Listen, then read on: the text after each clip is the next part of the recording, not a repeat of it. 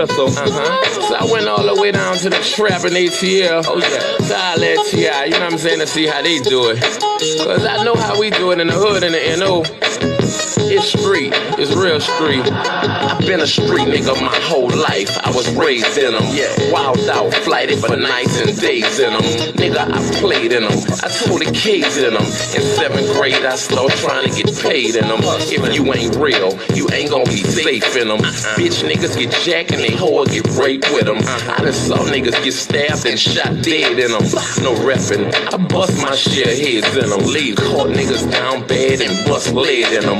The streets getting flaky cause not a feds in them. Putting pressure on busters, getting info from them. Niggas telling it all when it's coming and who's from them. Damn, that's fucked up. The streets that change. These bitch niggas straight poison in the game. But Jizzle can't change the streets, that's me. I live and die by the street rules cause I'm a G. I'm a street nigga.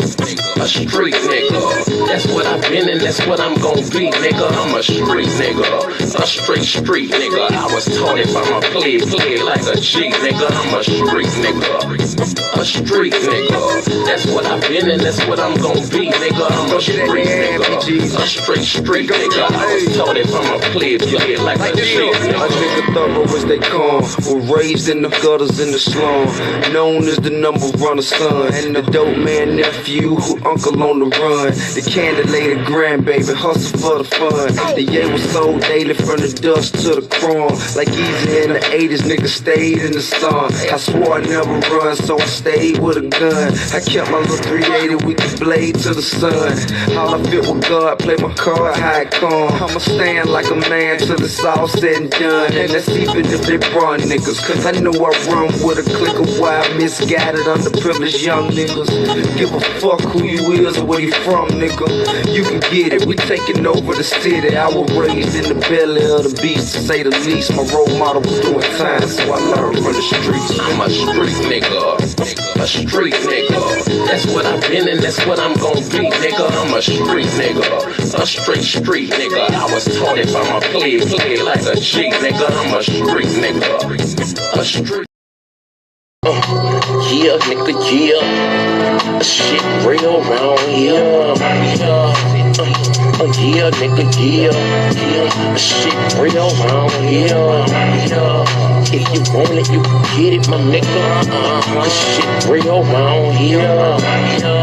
If you want it, you can get it, my nigga. Shit. Look, if you ain't no ask somebody, they'll tell you about me. Nothing fake, nothing flawed, nothing bitch about me. I'm a G. I've been running these streets since a youngin'. Since 14, I've been bugging, slaying heat. Ain't nothing. You won't be, say something. You can get it, I ain't tripping. One song, just know you better not let me catch you slipping. Cause whatever we need, I'ma smash you. Broad daylight around the club, I'ma get at you. If you let me tip down on the nigga, you chapter. I guarantee you that it's gonna be a closed casket. I'm about this. What's understood don't need to be explained. For the money or the fame, I was a gangster in the game. I ain't lying when I tell you about me and my background, about me and my lifestyle. I ain't never backed down. I ain't never froze up. I ain't never turned state. I ain't never missed when I emptied the clip out the cage, nigga. However you want it, nigga, you could get it, cause shit real. It's get it how you live. However you want it, nigga, you could get it, cause shit real. It's get it how you live. However you want it, nigga, you could get it, cause shit real. It's get it how you live. However you want it, nigga, you could get it, cause shit real. It's get it how you live. It's never die, do what you did, nothing less. Fuck with the kid, get two to the head, two to the chest. Nigga, I'm the best when it come to the street shit. You got your hands full fucking with me with this beef shit. I be on some all night flight, no sleep shit. Me, my dog, and 2 Ks, fuck that police shit. We coming with it, 100 rounds drumming with it. You running from it, we running with it. You bitch ass niggas ain't fucking fucking with it, I'm out here. Head first, ready to go head up. Walking with your head down, bound to get your head bust. Hit the feds come, I'm off the scene, off the block. I know the bus move when it get hot. Shut down the shop, open up another on the other side of town. Got and I got pounds. Jizzle was a hustler and a head bust all in one. Don't get it twisted, I do this rap shit for fun, you heard? However you want it, nigga, you could get it, cause shit. Man, all right. Hold on a second. Let's see if I brought Chewbacca back on. Welcome to the Revolutionary Agenda. Give me 1 second. Chewbacca. Hold on 1 second. Yeah, I'm here. Okay. Sorry, I had to bring you back on. It was looking kind of weird for a second. All right. Well, welcome to the Revolutionary Agenda, everybody. Let me get into my opening real quick. This is my second live today. You've been over there. You saw what happened over there for Live Black News. I felt like I needed a break. And to get into some fun shit. So we're gonna talk about a little bit about Dr. Umar and shit. And I got some content to show. Shout out to Mac and Twin for coming in. Oh my god, hold on a second. I don't like this new setup of I don't know how to use the new I don't know how to use the StreamYard like this. So just give me a second. So yeah, thank you fellas for coming in here. I'm just gonna get to it. Chewbacca, yeah, you in here, right? Okay, so I'm just gonna start showing some stuff because I just feel like I need to. So we're just gonna jump right into it. And I would have been dying to talk about Dr. Umar for a minute. I'm dying to talk about that. I'm just gonna say it like this. He killed the rest of Pan-Africanism. Whatever smidge was left, he killed it. It's over with. It's a done data. And we're gonna talk about him slinging the Shango stick for like 500 gerbs. We're gonna talk about a lot of things. So, you know what's going on with Dr. Umar, right, Chewbacca? Oh yeah, I've heard some things about Dr. Umar. You know what I'm saying? As of What recently, have right? you? Not as of recent, but I do want to say there that when we first did Shabaka's Black Experience Enhanced, when Mad Dr. D was alive, and as you know, Mad Dr. D was a stroke victim, so when he would talk on the air, it sounded like he was drunk. And then Umar hung up on our show. You'll say that wasn't cool, but I understand Umar's in some hot water. Right. Say, because he's been having his business with the school and stuff like that, and then there's been a lot of shenanigans going on with it. You know what I'm saying? And what happened? Just say, and then as far as I know about Umar is that he is a certified principal. You know, as per my conversation that I had with him. But like I said, you know, he had disrespected Mad Dr. D. You say, and Mad Dr. D, may he rest in power. You see what I'm saying? So on that, and I don't care if you hear me out there, Dr. Johnson, okay, I will always hold that against you.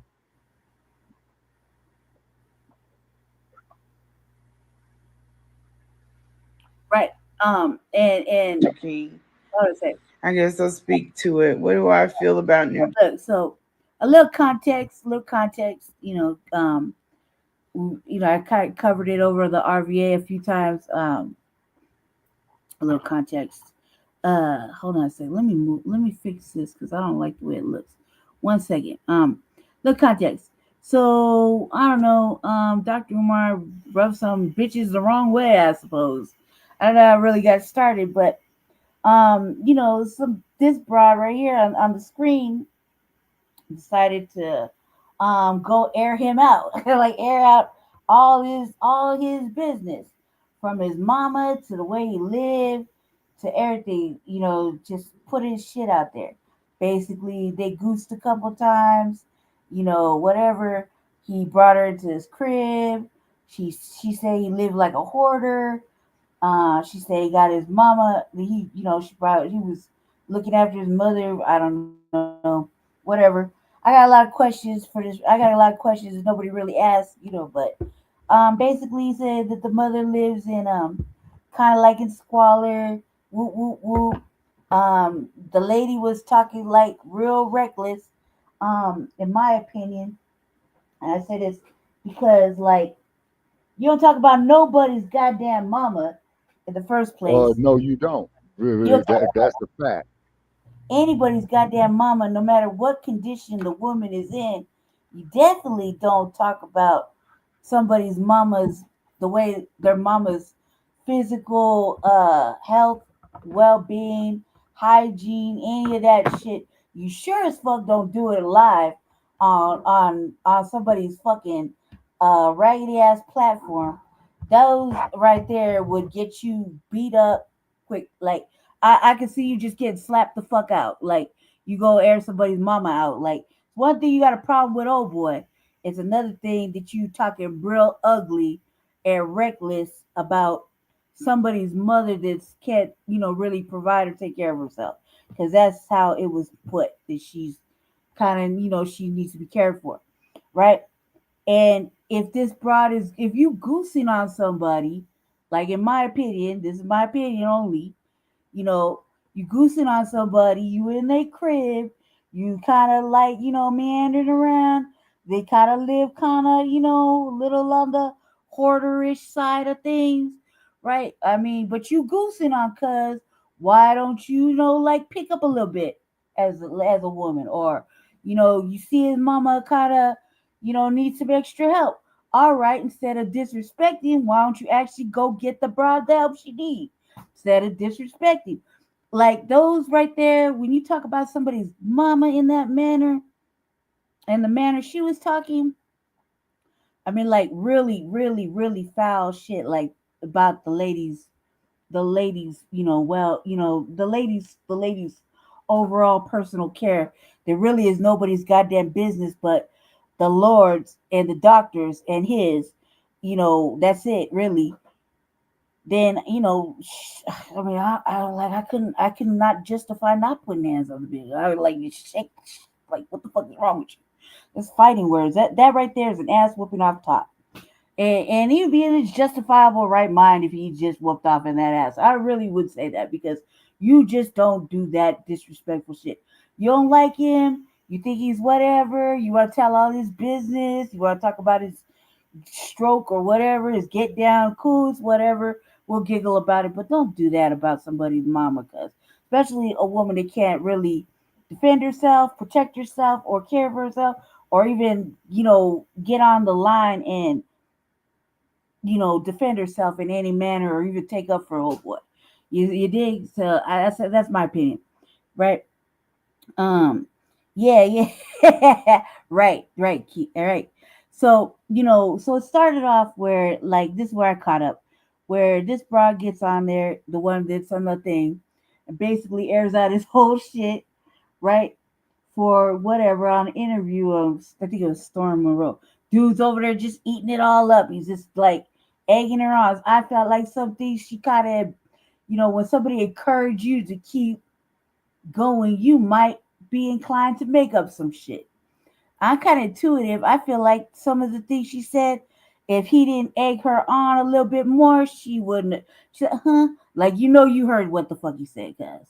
You heard what the fuck he said. You egged that, some of that on. So I don't know if it's all true, but whatever. Either way, she got down with cuz, he got down with her. Whoop, whoop, whoop. You want to talk bad about her?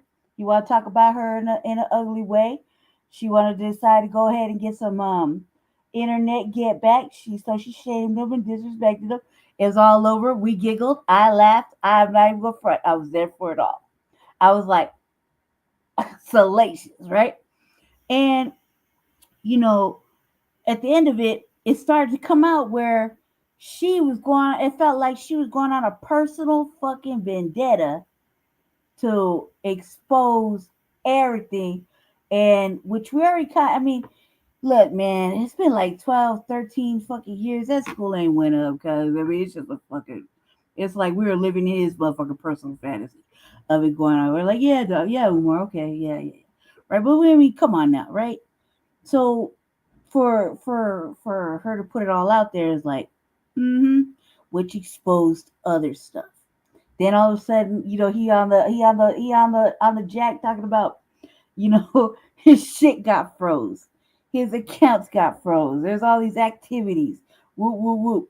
Saying about he ain't never asked for no dime to take care of him and his mama. We're all laughing like, cause you're a whole man, right? And this is funny at the point where like he did this to himself. Like this is like some major clown session at this point. And at the same time, after a while, you start to be like, cause I don't want to kick him no more because I've had too much giggles and now. Like, come on, make the nightmare stop. And yet it keeps getting worse, right? So every other day is something new, right? And so that's the basis of the the premise of what's been going on from what I understand. Couple, he had one broad that, whatever, and another broad he said never touch the shango stick, right? That's like whatever, cuz. But so all this stuff is going on, and people are talking about how much they try to help him, how much they offer to help him, what they tried to do for him, he turned it down, all this shit, and he's been just collecting all this monetary funds, you know what I mean? And which is like, woo, that's just wild. You know what I mean? And she said a lot of disgruntled shit. She said a lot of shit, right? And it's been coming out little by little. And I mean, ultimately, he's just like, fuck. Like, like, what can you really do? Like, gotta shake your head and laugh at the same time. At the same time, you're like, come on, man. This is at some point you gotta stop. Like we don't want to really keep laughing at you because like you really fucking off your whole fucking life right now. You know what I mean? Everything you done worked and built as your fucking as who you are, you're basically throwing it away and it's fucked. Like who could take this seriously, right? So that's how I believe. That's the premise. It says instead of have to tell it. Right. Right. So I'm gonna go ahead and play some. We just gonna talk about Dr. Uwer. We're gonna play some stuff and have reactions. this is a look at his face is like, whoa. So she's been doing little interviews. There's a couple of people. There's one in particular, a dude that been trolling him for like years. I think he made it his life mission to just troll Umar. He used to have a funny song he used to play on the keyboard with a dashiki talking about the school was coming, and that was me and my brother's jam for like every day. I would tune in just to listen because I like that first little opening, but he don't do that no more. So he just troll. So I think she gave him the first interview. I think I'm pretty sure that's what she said. I can't remember. Don't quote me on it, but it's she's everywhere now, right? So we're gonna let this play out. We're gonna let this play out. We're gonna build up to him slaying the shango stick for 500 birds. Jersey, I don't feel no way about New Jersey. I feel like this man is speaking death into his situation. He's been doing that for a while. He hasn't caught on that he's not favored. I am. Ever since I came out, his shit's been crumbling. It ain't no coincidence.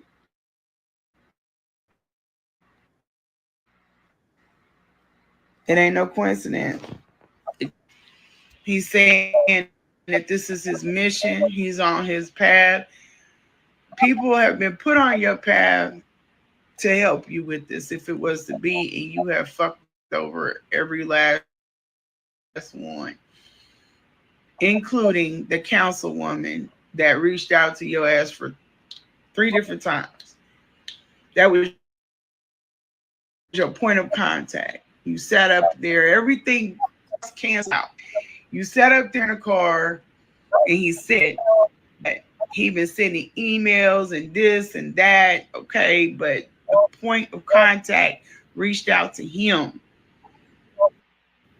And he snubbed it 3 times.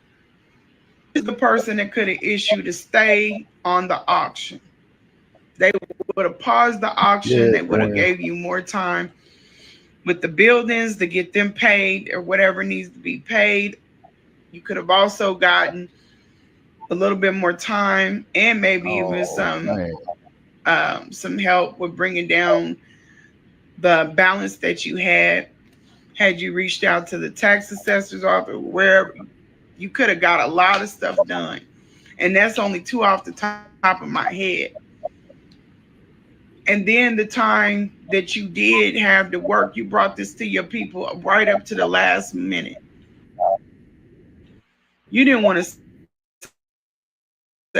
save them buildings. And then y'all, they're not even calling Wilmington. They told y'all to do it. We lost y'all money. Go get it. Go get it. We're going to play on Siobhan's phone. That's diabolical. But not as bad as this. He berated all of them black people for buying, spending their money, how they spend their money. And so some of you sent him your money. And then he turned around and bought the same shit he told you not to buy. It's in his house. Damn. Don't spend your money. Send your money to me so I can spend it. This is messy. This is messy work on all kind of levels. Like, this is the type of motherfucker you really don't want in your life. Like this broad right here. Regardless of what he's doing, this is the type of broad you really don't want in your life. Because she's determined to snitch you out, tell whatever, say whatever. And it's really just her word against his, and the fact that the proof is in the pudding, about the paperwork and the schools and whatnot, right? And she's just like enjoying this whole fucking downfall. What did he really do to old girl? It was like, you know what I mean? Whatever he did to her, did it really, like, if she's talking about she favored and blessed and shit, this is diabolical. Like, God don't like ugly. God don't like ugly. And this is ugly work. And messy. Like, she doing some really messy shit. Right here while you clowning the fucking people that gave. You know what I mean? Like, it's messy. So how I feel about it. You got no proof. Y'all, the man is swear, and I'm not gonna lie to you, but that man ain't gave y'all no proof for the present day stuff. Y'all have no proof. You just gotta take what he says, and you can clearly tell he's lying. He's not one of those people that can tell when other people can tell he's lying. He's a terrible liar. He like want to just tell lies and be like, oh, okay, you lying. He's not the man that could be in there teaching. He won't even get a job. He don't have no money invested in it. It was all y'all money. He started posting up love letters to himself on IG. That's a kick to the gut. There's a lot of babies' milk snatched out of their mouth. A lot. It's a special place for him. I'm telling you. Yeah, it's a special hot place for him. Right, but you keep in mind, this bride was like with him for whatever. So what does that really say too? You know what I mean? Like, you knew you didn't come correct earlier. Like, now we find out later. Like, come on, cuz, like, miss me with this bullshit. Like, I'm just saying, I'm not taking up for Umar. I'm just like, I look at it from the angles of this is really fucking messy. And bitch, if you knew, why you didn't do the right thing and save the people? Like, you so, trying to be the savior now. Like, come on, cuz. And then you just keep going with it. Keep going with it. At some point, you got to wake up. I really think he let them buildings go on purpose.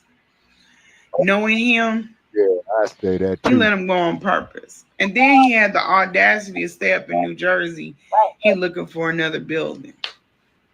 Oh man. With money. And if you got money, why can't you put it on what you owe and save these buildings?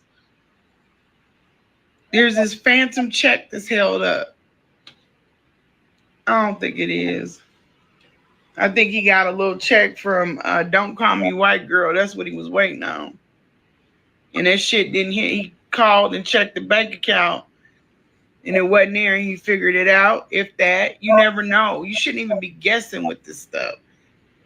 Everybody on the internet guessing, and the one person that got the answers, he can't give it to you, then you don't need to give your money to him. Where the hell else do they do that at? I'm like, where? Not together. Bold. That's bold. And y'all think sending your money is buying your blackness. Because if he's for you, then you're then you can keep your melanin. Fuck out of here. I told y'all that's the biggest coon we have. This is why people think he an agent. Because he really moved like an oppressor. He's really out here predatory with these black women. Wait till that shit come out. I'm waiting. One of them, I hope one of them just come out and tell their story. Y'all think my shit bad? My shit ain't nothing. My shit ain't nothing. Y'all gonna beg for them to lock his ass up. Let him tell his story about his childhood. I ain't talking about the watered down one. I'm talking about the serious one. I'm like, look here, bro. Like, now you're doing the most. Like, you know what I mean? Like, and just taking like all kinds of joy from this shit. That's diabolical. That like how long, I can't remember how long they're not like a thing, right? So like, why you know what the fuck is going on? Well, what he check he waiting on and what he doing? Whoop, whoop.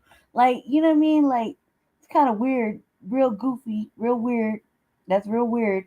Secondly, like why, like, this is the type of bride you really don't want to know anything really about you personally or anything on any kind of level. You can't share shit with this bro, because later on you do something to her, you say something to her, whatever, because whatever it was not as heavy as what the fuck she doing to him, right now currently. Granted, you deserve it, you don't deserve it, who gives a fuck? That's neither here nor there, it's not for us to judge, right? We just laugh and giggle about it. However, this is pretty bad. Like, you taking amusement not only at this shit he got going on, but at the people, and kind of mocking them, you know what I mean, at the same time, you know, and you know what I mean? Like, now you're doing too much. Like, look, we don't need to know all that. We need to know where the fucking money went, what you did with the money, and you just gonna come correct, and ain't nobody gonna help you like you fucked. Or just come correct though. If we respect you more, you just come correct. You dig? We'll respect you, and yeah, you wanted a school, cool. You failed. We knew. We've been knowing. You know what I mean? You ain't gotta talk like this though. Something here that Twin is saying right here. That's a very, very valid point that the public needs to know. Twin says right here that he knew something was off when Umar was in the casino gambling for hours. I'm not even knowing. I'm not hip to that, but you know, shit. Apparently you just gotta get it out. You gotta get it. Apparently, as you know, man, like, you know, I don't even know what to say. Like, what can he really say? You know what I mean? Like, your private life is not your private life, and you definitely can't let nobody in for no kind of reasons. You know what I mean? At all, even if you need help or don't need help, and that's why motherfuckers are suppressed, carrying all this motherfucking rage. They ain't got nowhere to let that out. You know what I mean? I can see this ending really badly. It's not really, and all kind of levels. We already know he's gonna lose the school. It's like, I didn't even think he really had the school. I ain't gonna lie. I thought he basically broke into a building, commandeered it, and said mine, right? And put the shit up. I didn't even think he really had anything to do with it. I just thought like he just stole the building. Like I ain't gonna front. That's what I've always thought. I always thought like, yeah, he just went in and said, man, this building's abandoned. I think this would be a perfect place to have a school. And even nobody even pay attention. I'm just gonna paint it little by little. Just gonna do little shit here and there. Nobody's really come by. I can make these little videos outside. Spin around and fucking talk about myself and come support me. Woo woo woo. Maybe we'll do this. I kind of just thought he stole the building. Personally, I didn't really think he had any kind of paperwork on it. I ain't gonna front. That's what I always thought. I just thought like, shit, he do what motherfuckers do when they homeless and they get cold. Just got the keys to the city. I'll be here. It's mine. I'm gonna teach boys. You know what I mean? And nobody knows the wiser because we're doing lives on fucking YouTube. That's all, I swear to God. My mama. I swear to God, I always thought he just stole the buildings and he just, doing live videos and having ice cream fiestas and shit, talking about living in his fantasy of having the Marcus Garvey School for Young Boys. You know what I mean? I didn't think it was a real thing. I ain't gonna front. I didn't think he had any paperwork. I didn't think he owed any taxes. I just thought he went and stole the building and little by little just, like basics do, like crack the lights on, fix some plumbing here and there, paint the building on the outside where nobody notices. Nobody comes by. Nobody says anything. And he's over there monitoring with fucking Amazon cameras and a phone, like, ain't nobody in my shit. Like a basic. That's what I thought. That's what I swear to you. On my mama, cause I never thought he would fill out a paperwork. Cause the way he's been moving around, he kind of move around like a clock. Well, Kukizi, are you saying like a Band-Aid, right? Right. Yeah. Like, he's moving around like a clock. And then too, Lady Che, not stepping on your wisdom, right? I saw Umar do a video a few years ago about this, right? And he was saying the school is being built. So he has showed like a construction crew in there, right? Now, the question is, was that the actual building that the construction crew was working on, or did he just go to any damn job site and film a construction crew? That's what I'm saying. I never thought he even put any real effort into this shit. I just thought he was like buddy. Like motherfucker, you panhandling hard on their cash apps and shit. I just thought he was real shit. I'm my mama. I swear to God, cause I swear to God that I thought he was just like okay. And like check what Twin says. Not one damn receipt was shown. Right. He blamed for thinking he was a basehead. He doing basehead shit. Like, look, he would have got a couple he got the lock.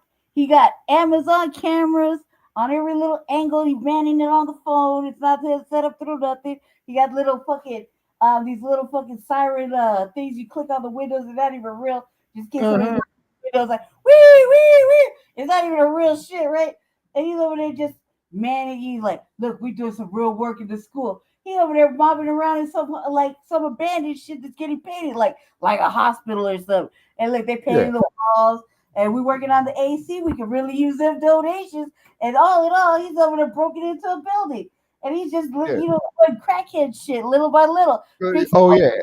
And here's another crackhead move that he made. Now, this one is really going to piss you all off. Good club shit. I didn't think he had no paperwork. And then when he had the little kid up there, because he had the kids posing, we helping the kids and all this old type of shit. And then I guess one of the kids, had moved off his square or he probably forgot his lines in it. Then Umar gonna sit up there and make the correction. And you could tell he did a half-ass job of deleting that clip on there. You see what I mean? No, those little kids did this recently when the school allegedly got broken into. And the little kids was over there telling all the business, right? They were like, yeah, so and they trash all the books, right? Now, that's a real kid shit to do. And for somebody who likes to read so much, that would be the one thing I'd be mad about. Oh, you gonna fuck up my motherfucking books.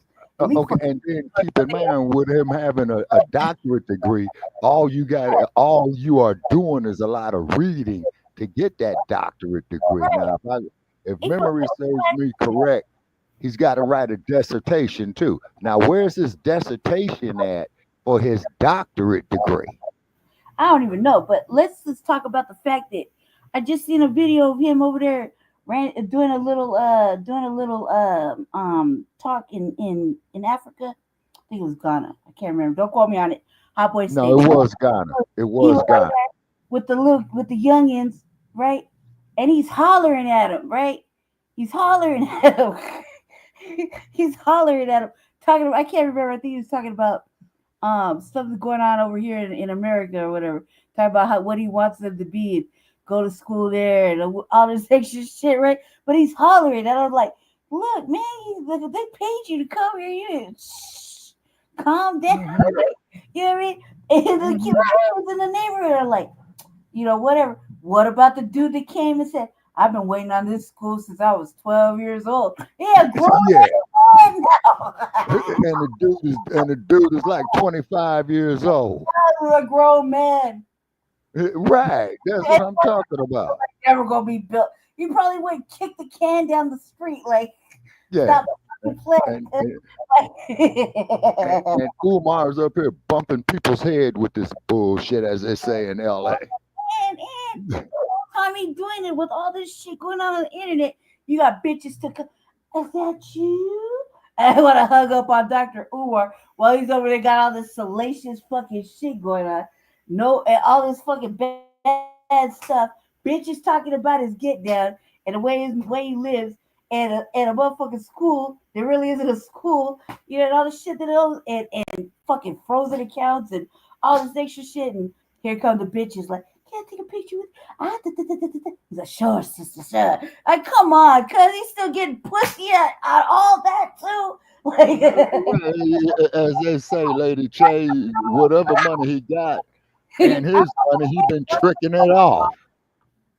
Yeah, see, Umar been tricking it off. I was impressed when that bitch came up like, can I hug you? Oh yeah, here's my number. Take my number down. This is the whole thing, right? I ain't gonna front because I was so fucking disturbed by the whole thing and impressed at the same time. I was like, you got one bitch talking mad reckless about your mama and shit. All over the motherfucking internet just doing internet fucking interviews. You got all the motherfucking everybody in the community just laughing at your ass. You are begging for dollars to take care of your mama and shit.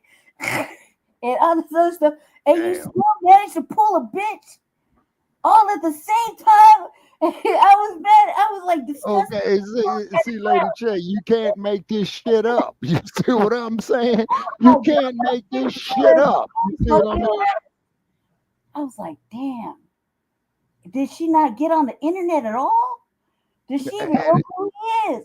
Like, bitch, turn on the internet. They're telling all his business. and Umar can't get his lies straight. You see? Like you always hear me say, Lady Che, Umar can't get his lies straight. Cuz, oh my God. Dr. Umar's the shit sometimes. You gotta admit, I was mad amused. I'm like, man, I'm here for it. At the same time, like it gets to a point where it's like, all right, now you're doing too much. Like, all right, now you're doing too much. Hey, Lady Che, but you know who he really hurt it? Besides the women, was the children themselves. And what I mean, and what I mean by that is because Philadelphia is a rough ass town. That's where Mad Dr. D is from. Like the Shy. You see what I mean? Like Angel Town. And then here's a child, who has his hopes up because he really wants to make something of himself. You see what I'm saying? And then when a child sees stuff like that, he says, to hell with it. I might as well go on and be a crook like Umar. Yeah, Umar, I'm saying it about you. The way you disrespected our platform, man, in 2016. Who didn't want for little black boys to succeed? That's what I'm talking about, Lady Che. Little black boys to succeed. Like, I'm with the dream. You know what I mean? Like I'm like, who didn't want little black boys to succeed? You know what I mean? Come on, cuz like that's some serious shit. And the fact that yeah, we make it a little jokey joke here, but you're right, man. Like at the end of the day, when that man said, "I've been waiting since I was 12 years old," and he a grown ass man, he's like, "You ain't shit," and walked off. Man, Yeah, man, yeah. like, come on, cuz you can't even do better. You Right. can't. You You see, that's what I'm saying. and they don't give Yeah, nobody nightmares or pause. Like, damn, I don't yeah, fuck up, man. Man. He was 12 years. Jesus yeah. Christ. So Yeah, to give you I more said, fodder, shit. Lady Che, to give you more fodder. So what happens is with that young child, that 12-year-old going into adolescence now, right? Mhm. He just said he's gonna say, well, now I see why my older brothers and older cousins turned into crooks. Is because here comes a crook. You say what I'm saying with a suit and a tie on, which is the worst kind of crook. Yeah, and he failed. And instead of just being a man about the shit, which we would respect him more if he just said the fucking truth of what it was, what it is, and what it has been, and fucking, you know what I mean? We you can't really apologize, but fuck, like you can make amends. There's we can like that's almost like I don't want to lose hope, but come on, cuz you know where I'm already going with this. I've already lost hope a little bit. I was like, can he be redeemed? It's morally, one never knows. This is No, that's just it though, Lady Che. He was morally wrong. You see what more I'm saying? fucking wrong. He was More morally wrong. You say it's because you got these children's hopes and dreams up. You see what I'm saying? Don't hope. nobody like going to bed hungry. Don't nobody like sleeping out on the street or in dilapidated housing, particularly when the winters come in there, with you all with that ice. And this is why I stay out here in the wild, wild wet. You say exactly, twin, a wolf in sheep's clothing. Right. True indeed. A wolf's in sheep's clothing. I'm Say, gonna let it play for. I'm gonna let it play for a little bit. See what happens. yeah, yeah, yeah, yeah. Tell me how Okay. you got all them degrees. You can't open up this school, but you can grab all them degrees. You can see that through, right? Pecan would tell a different story. Millersville would tell a different story. He's a con. He's a con. And the reason why he don't like me and I don't like him is because I don't con people. I don't con people. I have a very good heart. I don't go in spaces to take advantage of people because I wasn't raised in struggle and strife. But he is. But we do turn into the same monster on some things. He thought he was going to get me and I got his ass. I put him in a trick bag.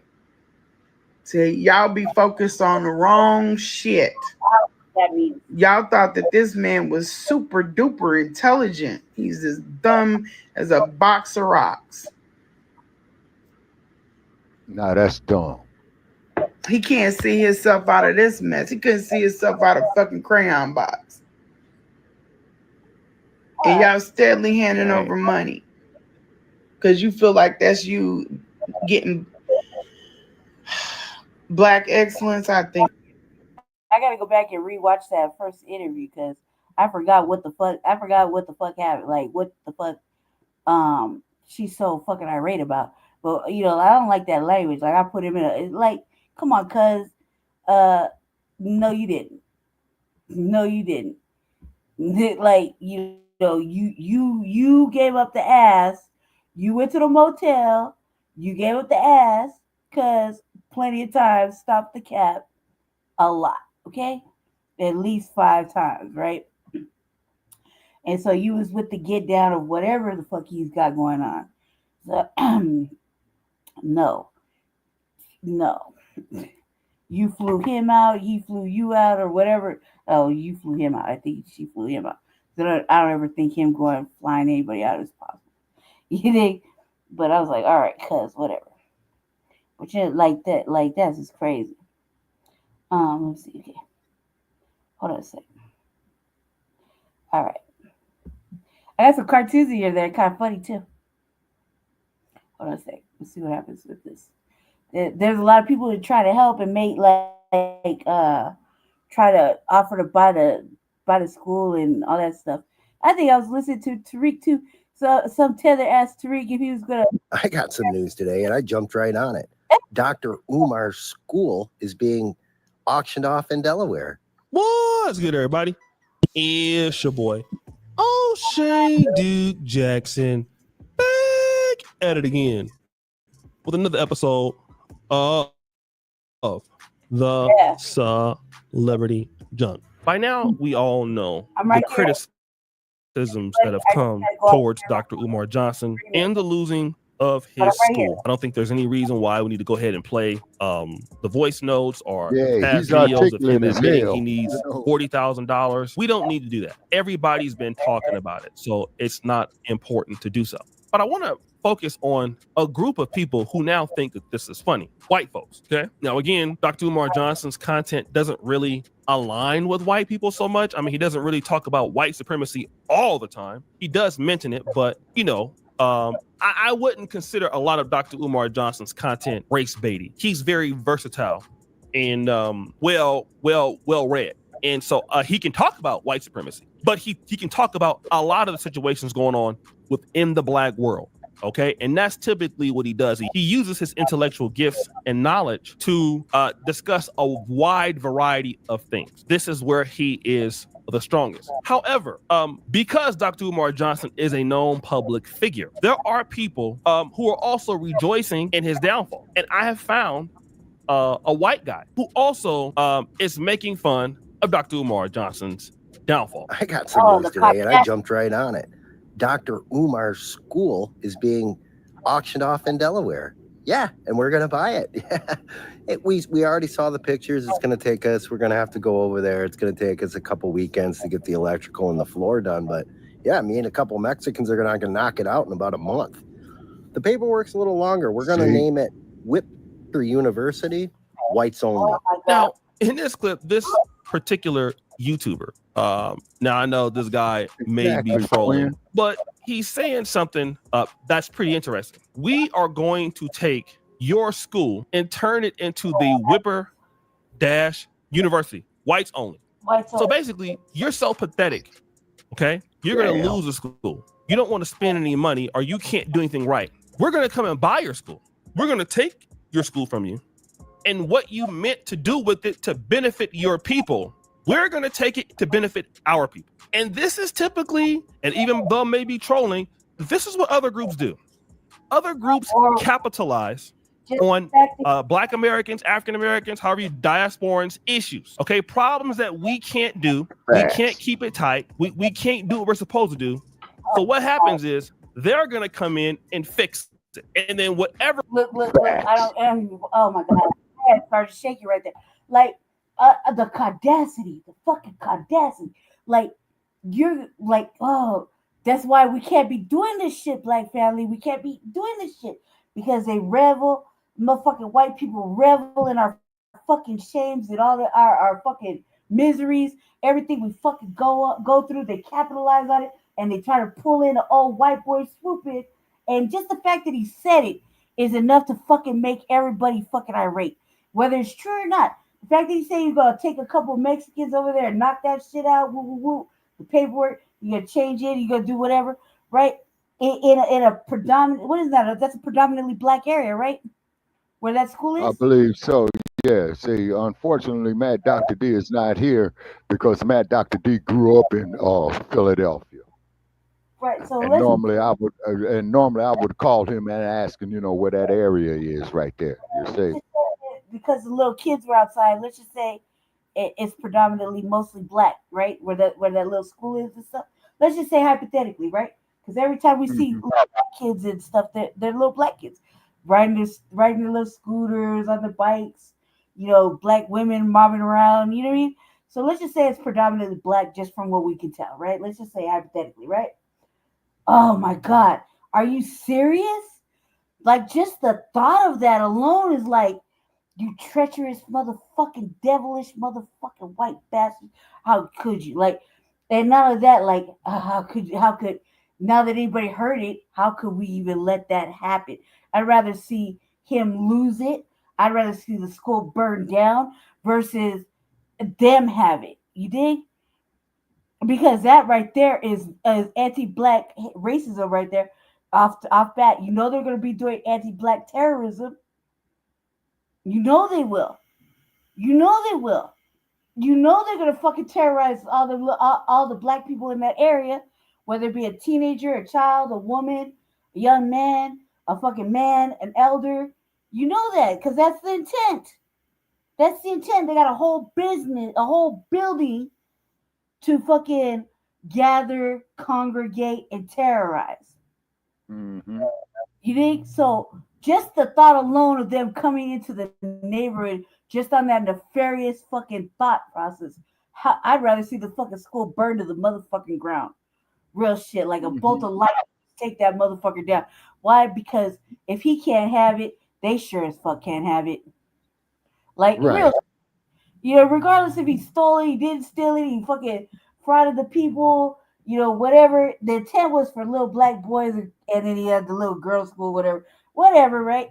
But there's black people in that neighborhood. Right. You see, in that neighborhood, there's black women in that neighborhood. right. Happy he is to say, "Oh yeah, we gonna come." Oh no, like I would hope a bolt of lightning, fucking electrical fire, anything like. I'm not saying like do it on purpose. I'm just saying if he can't have it. And no other black people, if a black person can't have it, then they can't. You know what I mean? Like I feel like that because, god damn it, man. even if it was a lie, we sat on the curb with that motherfucker for like 11 years. Damn. Yeah, Lady J, I spent a few years out there outside my damn self. You know what I'm saying?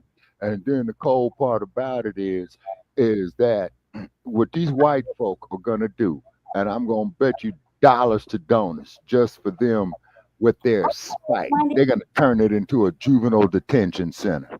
Them motherfuckers are gonna be running a motherfucking boot camp for fucking white nationalists that run That around too. blue shirts and khakis and fucking talking about the fucking white power and fucking the erasure of black people and the fucking propagating the white fucking nationalism and I don't know what other fucking stupid ass shit they got going on in their fucking raggedy ass fucking mindset. But there's black people that live in that neighborhood. So goddamn it, I'd rather see if Dr. Umar can't have it and no other black people can have it, then let the powers that be in the fucking Orishas just rain down fury and fucking versus it going in the hands of motherfucking white supremacists. Oh my god, like that made my heart hurt a little bit. Like my heart started hurting because it's like, what kind of nefarious activities they're already on. They make it a point to terrorize black people all motherfucking day long. They don't give a fuck. Lady J, blame us. that's why we have damn it, like high heart attack rates in our community. That's why a lot of us, have high blood pressure in our community, strokes. You see what I'm saying? Is because if you take the average white person in the United States and you have them trade places with us in the inner city, they ain't gonna make it. You see what I mean? They won't make it. See what I'm saying? Like, and what have you? And like Cool Keezy says, the 97th Reich. You see what I'm saying?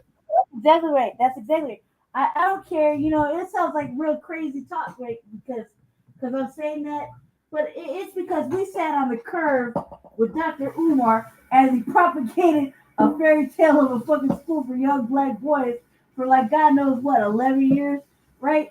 So yeah, technically, that's our fucking fantasy too. So I would not see that be in the hands of no motherfucking racist fucking white cockers like. Hell nah, no, man, no. If it don't go to a black person or Dr. Umar, preferably if he got his shit together and won the lottery and a fucking magical miracle habit, fucking dragons and fucking, Fantasia or whatever. But a black person, then it shouldn't go to no motherfucking white folk, man. They're like, You know, there's all sorts of that. Like I said, I thought it Cluck was, you know, I thought he was doing basehead shit. So, you know, shit happens. You don't know how to do electrical right, plumbing. You know what I mean? Oops, flooding. It's like crazy in here. All of a sudden, you got a mass fucking infestation of fucking rats. You don't know where they came from. You did like no, man, no. There's no. But let's see where this goes, because that shit got my I got a heart condition. That shit got my heart fucking like. We meant to use for our benefit. Other groups will come in and use it to their benefit. Yep. We've seen it with Black-owned businesses leaving the Black community. Then you see Asian businesses, Arab businesses coming in. And then what happens? The problem is now twofold. Number one, they solve a white space issue, meaning that there's an opportunity there that we can't meet in the community. Once they meet that issue, which is a need for food or liquor or cigarettes or gas, they take that. And then what they do is they take that money back to their community. And then they uplift our community. So we don't get the reinvestment into our community for that money. And it keeps us. But that's not what old boy's doing. That's not what old boy's doing. You see the look on his fucking devilish, motherfucking ugly ass white face. Yeah, that right. That's what I'm talking about. That's what I'm talking about, lady. Fuck all these Black people. We going in there and their life is about to be over. And then not to mention, you know, of our missing girls. You see what I'm saying? They got 2 buildings to fucking, you know, this do bad things to Black people, and they're not like not, you know, I wouldn't put it past them. And like that just makes my stomach hurt from just thinking about the like. You already know what kind of fucking demonic fucking devilish fucking shit they are. I mean, it's a known fucking fact. It's not like I'm making it up. You know what I mean? I'm just letting my motherfucking Black nationalist fucking prejudice flag just fly willy-nilly. No, we got history of these motherfuckers intentionally doing some fuck shit. You know what I mean? And this is like the way you saw the look at his face. The look on his face was like, oh, his school up? Okay, yeah. Like, look. Just look at this. Oh my God! So just look. Benefit your people. We're gonna take it to benefit our people. And this is typically, and even though maybe trolling, this is what other groups do. Other groups capitalize on Black Americans, African Americans, however you diasporans issues. Okay, it's the first issue. But watch this one. We are buying Dr. Umar Johnson's former school that he was going to turn into an academy over 10 years ago, and he raised $1.2 million. He bought the building for $400,000, and I'm going to buy it for $300,000 because of all the back stuff and the neglect. It's actually worth a lot less than that. I'm a little more. Yeah, we're gonna knock the thing clear to the ground and just kind of make a mountain out of the rubble itself. We're gonna throw dirt over that rubble, and then on top we're gonna get a Black sculptor that's down on his luck, and he's gonna create a massive toilet. Okay, we're gonna pay him. We're gonna pay him. You see how he's already telling you right here, Lady J. He's gonna sculpt a big, huge toilet, and then I'm gonna have a bunch of Mexicans take a shit. See that nefarious fucking activity? Yeah, that's what I'm talking about. Was I wrong? I called it. Yeah, you did. But one thing about this he basically was saying, yeah, we bought this shit, money. Look, God, make it stop. Like honestly, what I call it, I said it right, but the fact that they're gonna destroy the fucking building and to basically create some shit to humiliate the whole fucking idea, him and the neighborhood, because this is on White Night Say So, and they can't. The fact that he's gonna lowball 300,000, oh no big whoop, we got that. We're gonna lowball him because it's on White Night Say So. You know, oh God, cause I had a fucking mission for motherfuckers that like to get down like that. Like this is fucking crazy. Like This type of shit gotta be. This is diabolical work, family. This is the type of shit we at war with, amongst other shit. You dig? Yeah. And I compare this to the Tuskegee experiment. Yep. Yeah. No. Yeah. It's total Neanderthal activity. Yeah, you're right, twin. Mm-hmm. Exactly. Yep. It's really fucking. Oh God. Like, and the fact that he put it out there like that.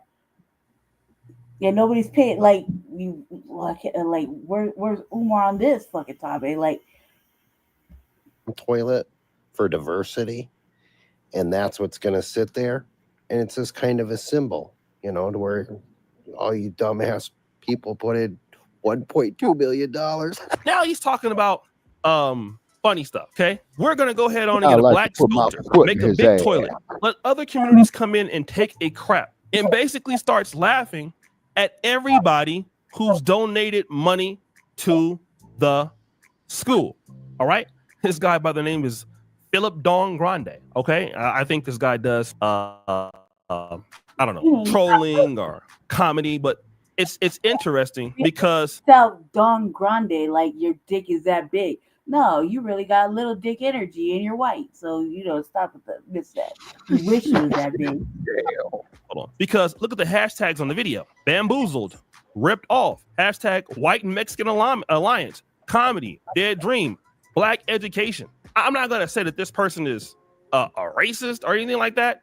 But it's a weird brand of comedy that pokes at people who scam the black community. Because you guys... What the fuck is comedic about this, O'Shea? There is nothing funny about what he's saying. He means it. Look at his fucking face. He's serious about it. He means what he's saying. That's how he feels about us. That's how he feels about the school. That's how he feels about Umar. That's how he feels about the fact that donations and shit. It's not just the school. It's a whole fucking thing. It's not just the school. It's not just the money. It's a whole fucking thing. So him talking like that is like, and look, he's like plotting out. Look how serious he is. He means what he's fucking saying. There's nothing funny about this, Jay. Like, where's the comedic value in this, O'Shea? Like, satire? What's satire? You know, I got a good motherfucking sense of humor. And I'm not laughing at this at all. In fact, I would see this as a motherfucking act of war. Hear me personally. Actually, Lady Che, for all practical purposes, what you said right there, that's exactly what it is. Psychological warfare, spiritual warfare that leads to physical warfare. You see? Right. And it's like I said, man, this is like you're coming into the fucking, like, I'm just gonna say for all intents and purposes, because we've never seen any other race in that area. As we sat on the curve with him doing his little videos and shit, okay, we've never seen anybody but black people. So no, that's my point. You see, terrorize black people, and you think that this is that there's some satire to this? That we're at war with everybody, including Hispanic people.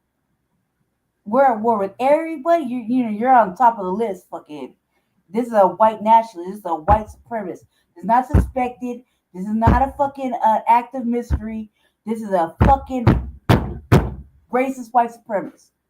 Right there in the fucking flesh, plotting on destroying a whole fucking building on the premise of, you guys are stupid. Well, I'm white and I say, we can do that and fuck you, fuck them, fuck this. I want nothing but white people here. And fuck your dreams, fuck the little boys getting the education. Woo, woo, woo. You see what I'm saying? Exactly. That's a whole fucking thing, all in one. That's like one of those the threat before the actual shit happens. You're like, I'm gonna do this to you. Okay, well, all right. That's he's issuing. That's how I feel like. What he's saying is, this is one of y'all leaders. This is what y'all do. This is how y'all leaders treat y'all. Oh, you guys are dumb for supporting it. And I'm gonna tell you right now, I know people. Okay, I'm not mad at them. Some of these people are my friends. After all of this, they still book Dr. Umar Johnson. After all of this, they still do business with Dr. Umar Johnson. I know people right now, Dr. Umar is still selling out. He will still come back to the Breakfast Club. And that's the issue. See, other groups, when they see this, they don't respect it. We, at the same time, we respect it too much. So what happens at the same time, we reward this behavior as long as somebody can talk good. And so we have a history of rewarding scammers. So once we start rewarding scammers like this, everybody in the world takes notice. And so then don't nobody take you seriously, okay? You think that Dr. Umar is serious. Oh, y'all just hating on him. No.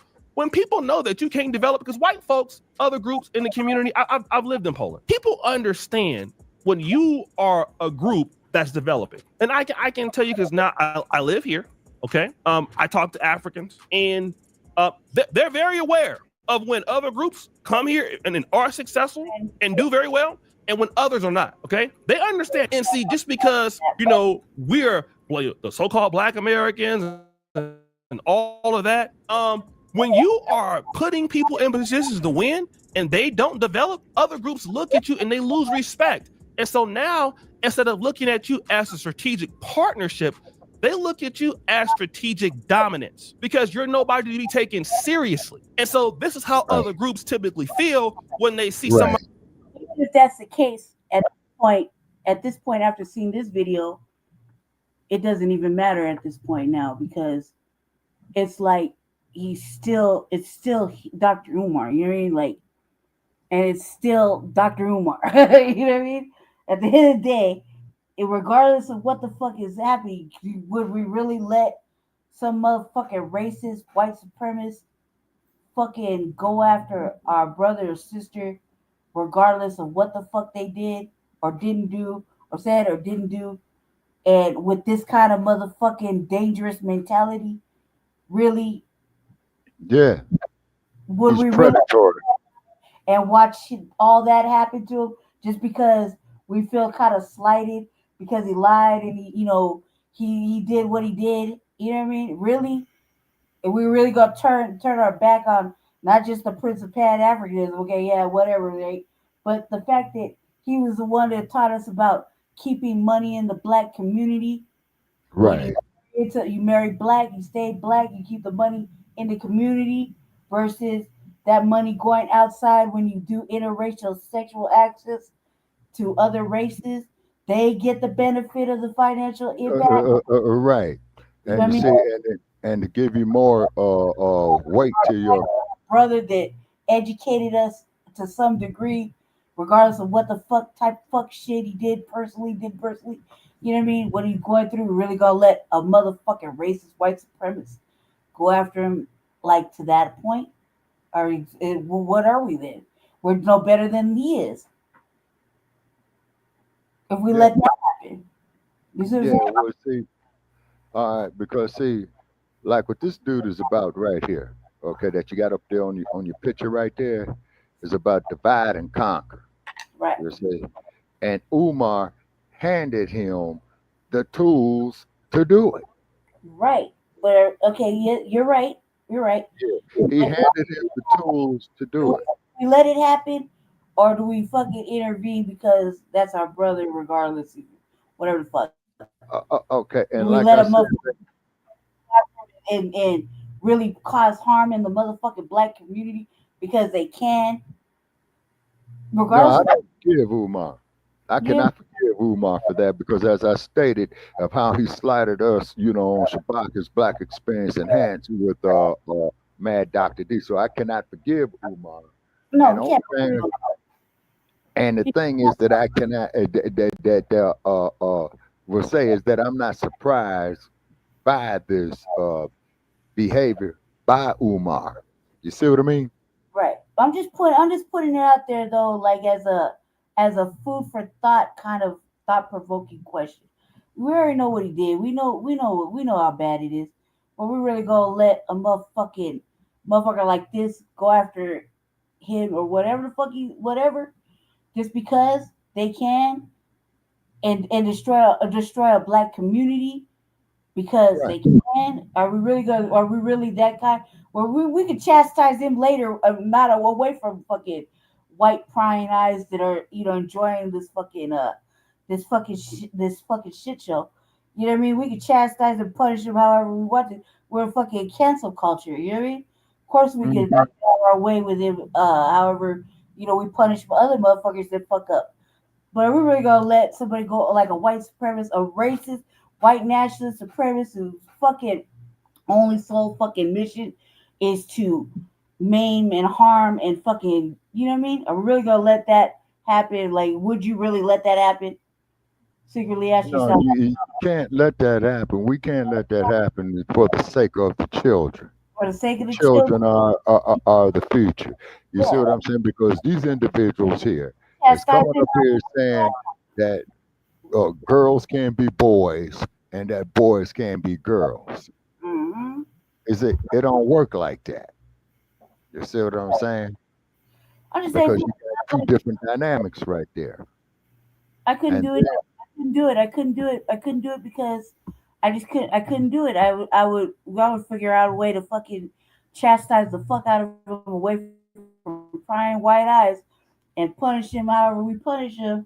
You know, let him know bad, Dr. Umar. But yeah, but I definitely wouldn't let no motherfucking racist fucking caucasoid go after that, destroy that, shit on the motherfucking black community, put black people, black children, black women, elders, whatever, in a path of fucking pain, misery, and who knows what else, just because you want to slide on fucking Umar. You're really like, Yeah.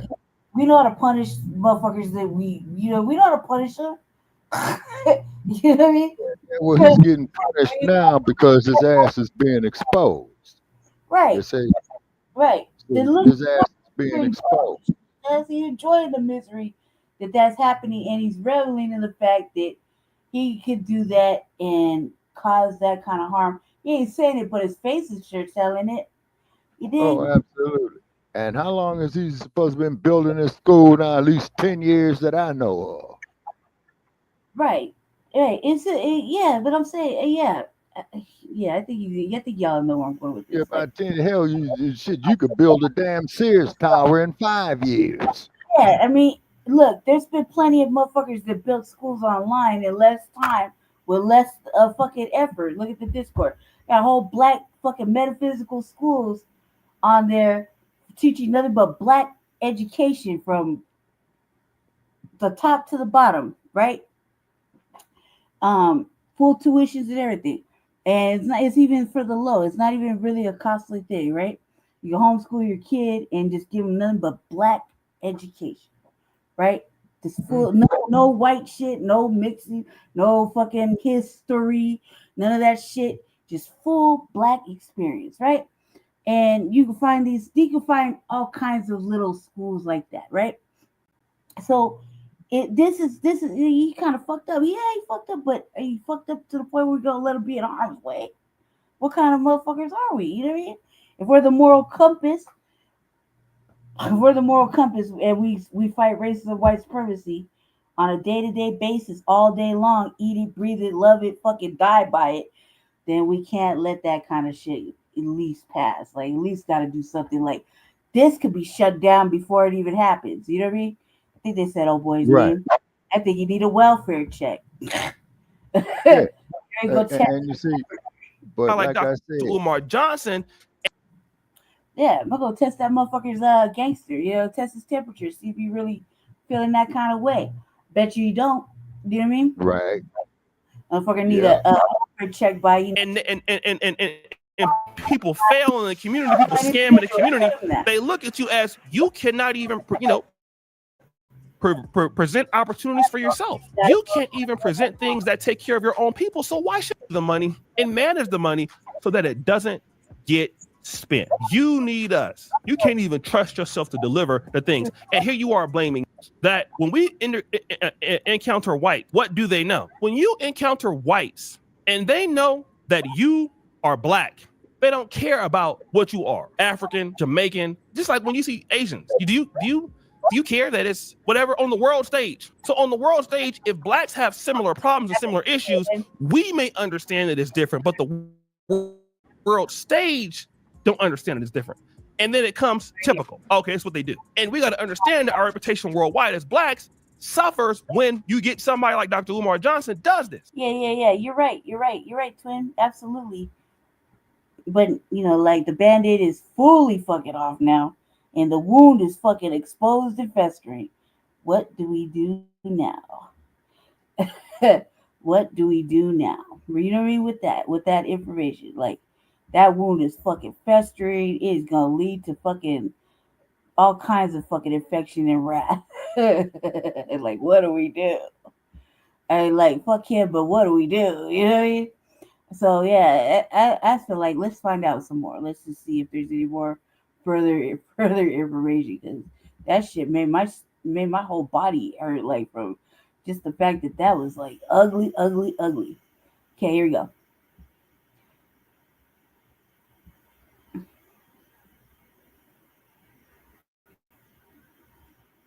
Okay, cuz like go ahead, and that took a little minute right there, huh? Okay, like Jesse's should be good though. It's just a little Wi-Fi thing, a little hotspot thing. Definitely.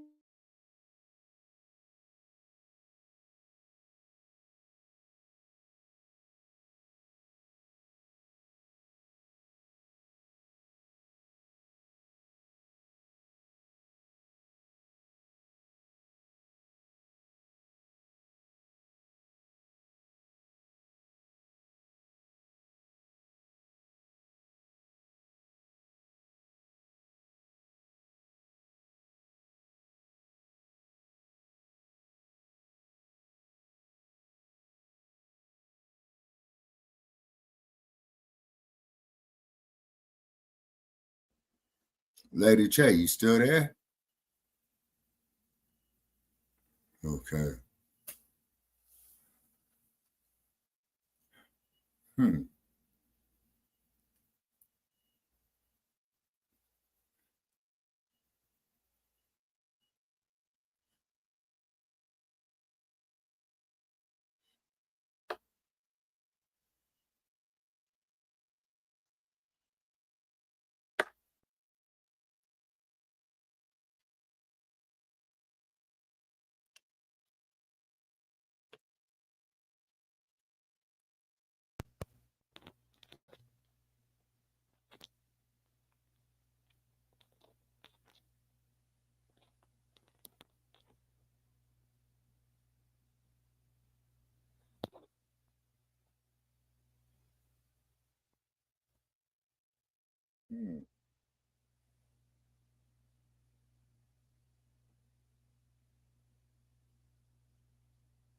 Lady Che, you still there?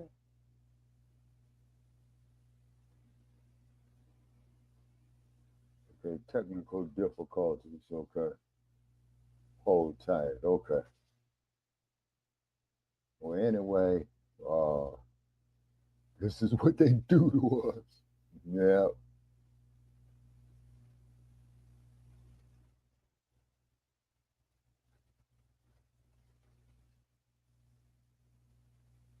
And you're right about that, twin. If Umar was serious about his commitment to black excellence, this Neanderthal would have nothing to say.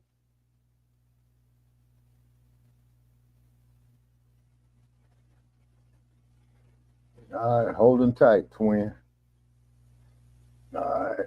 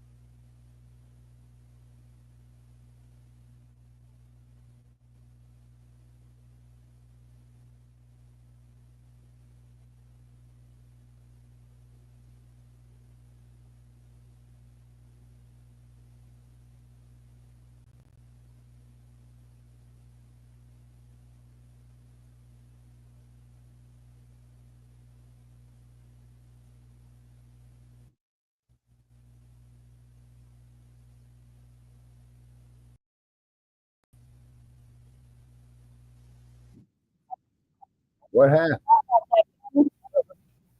Huh? No, I can barely hear you, Lady Che. I see you, but I can't hear the audio.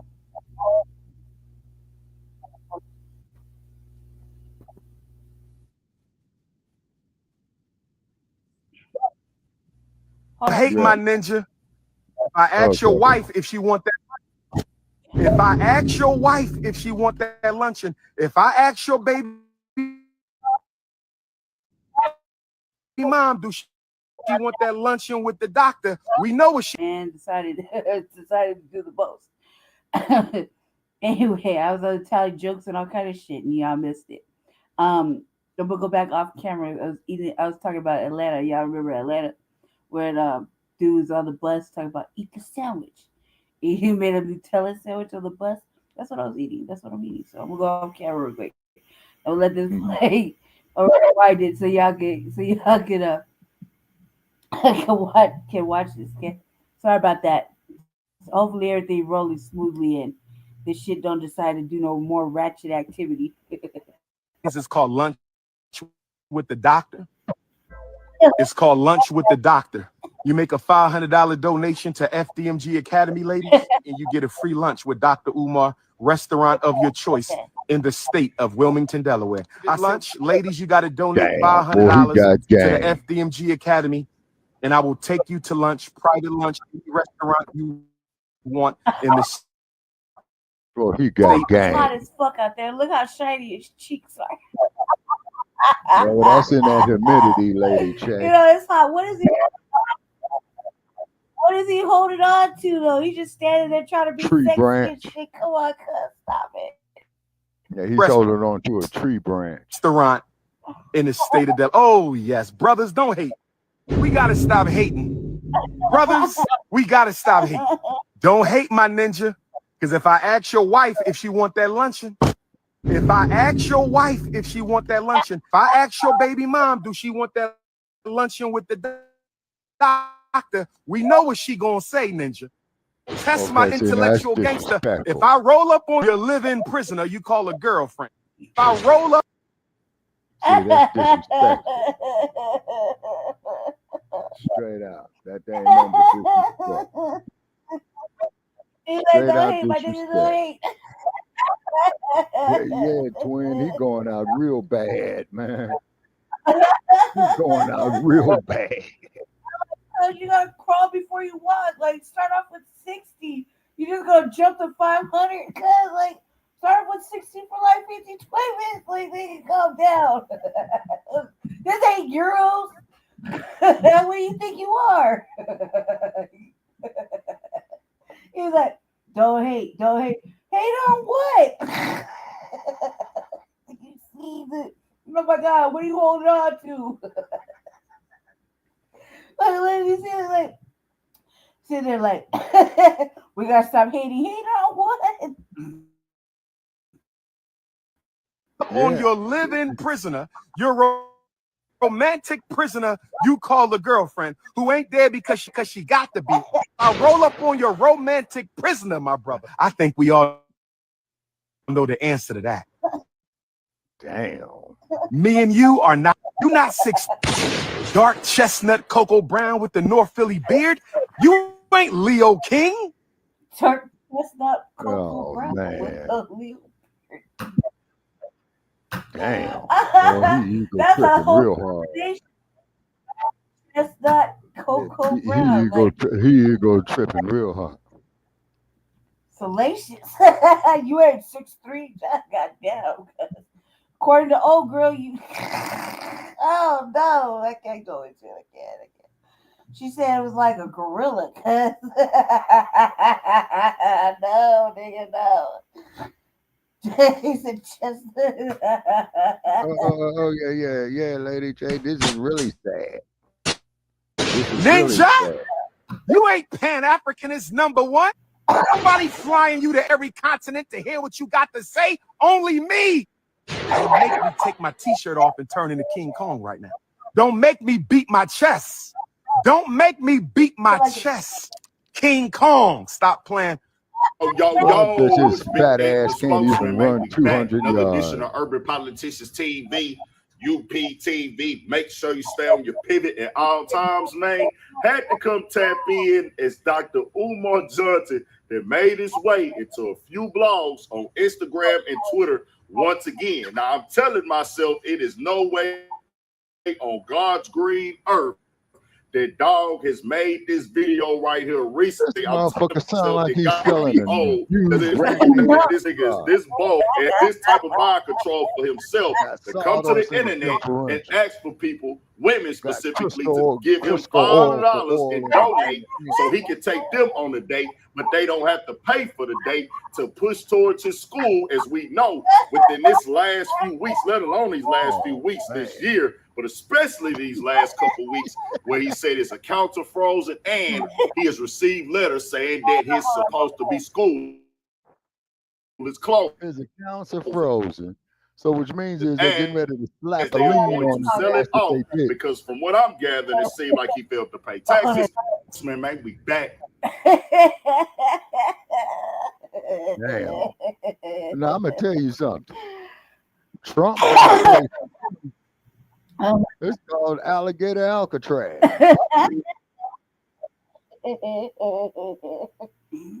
I mean, dude, man, this man can't make this shit up. I'm talking about the clip he's showing. This man cannot make this shit up. So serious, too. But I just want to hear it. I mean, twin, really, man. You know, really. It was like clown. Boom, this must be an old video. No, it's real.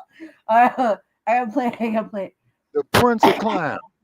And yeah, Umar, I said it about you. This is Shabaka Sankor, you no good so-and-so of how you disrespected our platform 5 years ago. The chestnut cocoa brown. I'm looking at Jesse like, yeah, he about to color Nutella right now, cuz. Yeah, see, I call her all kinds of cute little pet names. It's between us. Don't worry about it.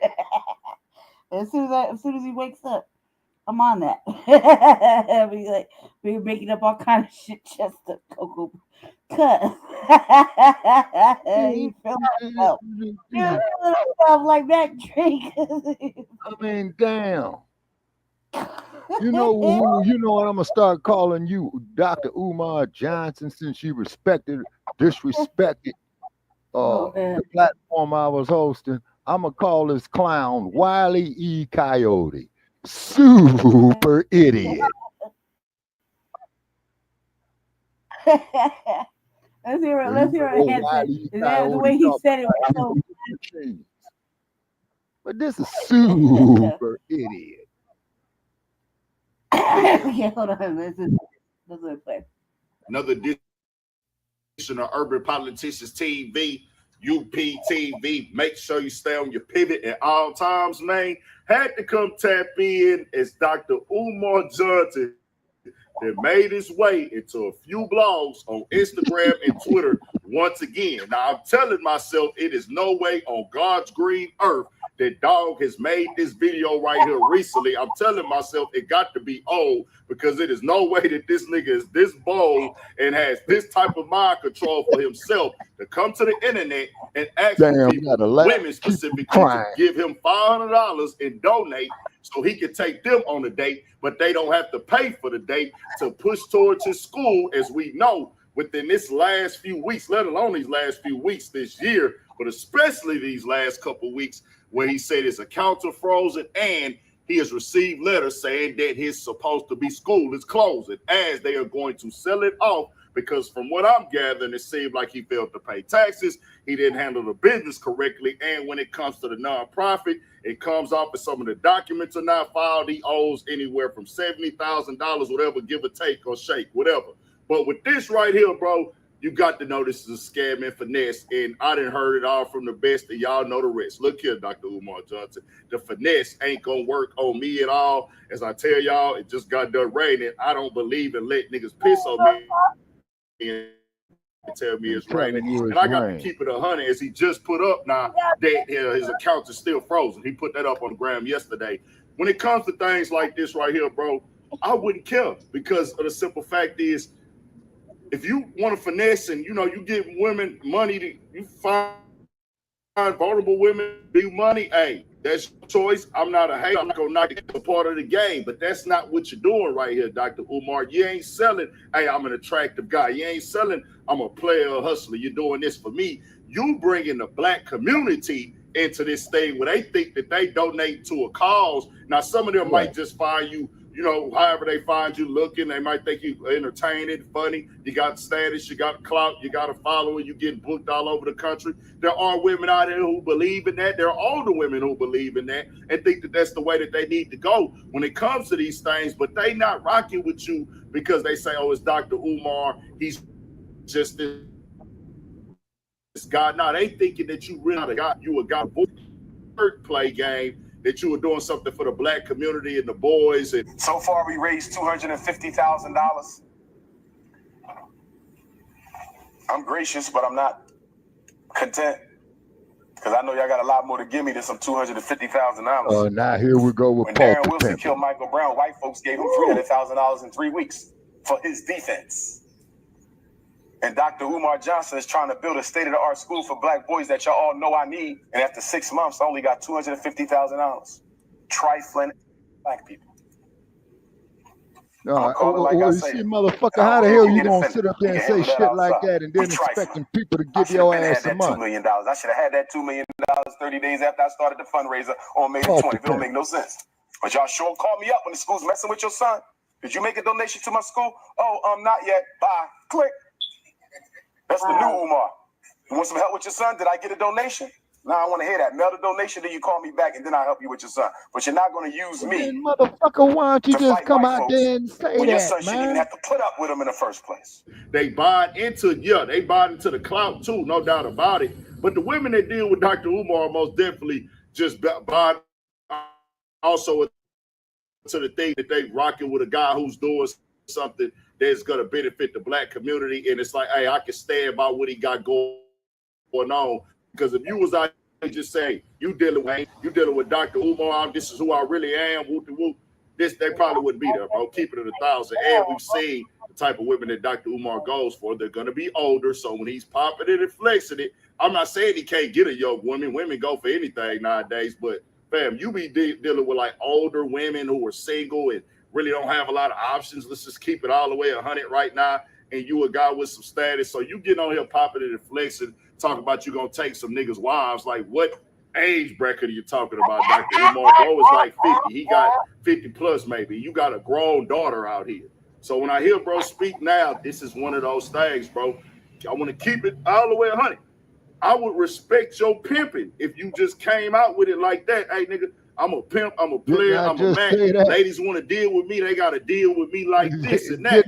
But that ain't what you pushing when you pushing your Pan-Africanism and all this other stuff. My family structure, you're criticizing other people's families, how they deal with their kids, how women should be treated. You be pandering to these women, putting them on these pedestals. When I seen bro go over there and pander to Suki Hana, I mean, I already knew the dog was running game or whatever he's doing, but when I seen him over there pandering to Suki Hana, I said, oh, wow, this nigga right here really don't care. He really gonna do whatever he got to do to, like, pander and put these women on a pedestal so they'll buy into it because he knows that's who really his audience is. Let's keep it all the way 1,000, bro. I want this to be clear, Dr. Umar. If you did not use the black community as your target talking point, the black structure, the black household, black foundation for black American people, and talk directly to us and these are crazy things you said on the internet throughout the years, nigga wouldn't even be talking about it, bro. I can care less what you're doing in your personal life, your women, get your money, anything. It's the fact, the clock that you build, the club, this talk with people who will donate to you and provide money for you, but you're not putting it back into the youth. It just is what it is, bro. Yeah, you know, and he ain't. You know what I'm saying? Coding, everything that goes into making us better as a people. And when you say you with the money, because you're asking people for the money that they work for. If it was your own, niggas wouldn't have nothing to say. It's the fact that you have a platform of following, you got the numbers, and you're pushing a bunch of nonsense with this. So we got to call. Now, where's his accounting book at on the donations he received? Out, bro. It just is what it is. Where's Y'all his what cash y'all think receipts him journal at? saying here, and that'll get you a free date with him. Make that make sense to me. But do what y'all do. Stay you. He's lying. Damn. Oh, boy. wow, Umar is I just wanted to bad, come on here bad. right now to clarify the date with the Queens. The Date with the Doctor reality show is really a conversation platform.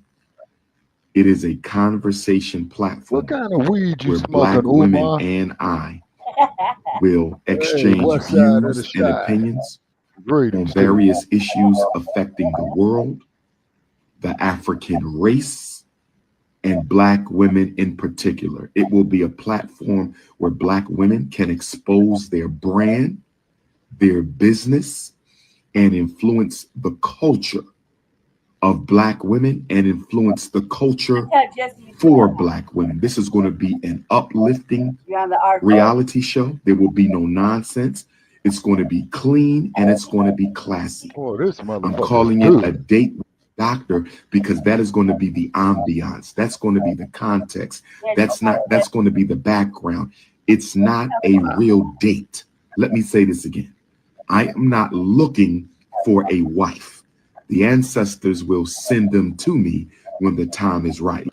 Black women, you cannot be a candidate on my show unless you are an entrepreneur of some kind. I don't care if you sell cookies. I don't care if you sell candles. I don't care if you sell perfumes. If you have a Date with the Doctor reality show, I want all my African queens to listen up. The Date with the Doctor reality show expose their brand. The Date with the Conversation platform.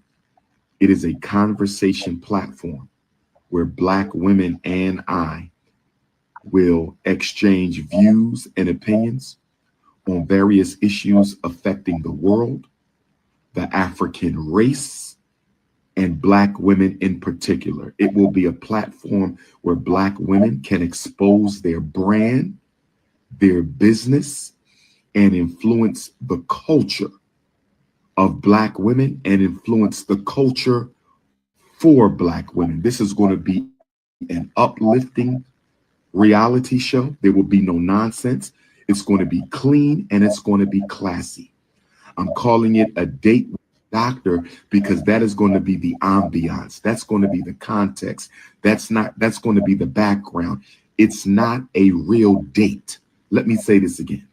I am not looking for a wife. The ancestors will send them to me when the time is right.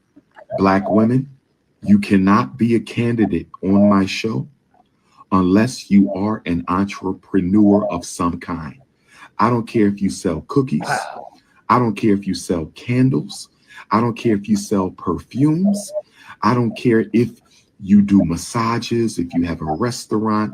I don't care if you do mail order. You must be an entrepreneur because I want Black women to become entrepreneurs so we can target this homelessness, reduce this prostitution, and all of these other unhealthy careers Black women are getting involved in because they don't have enough income.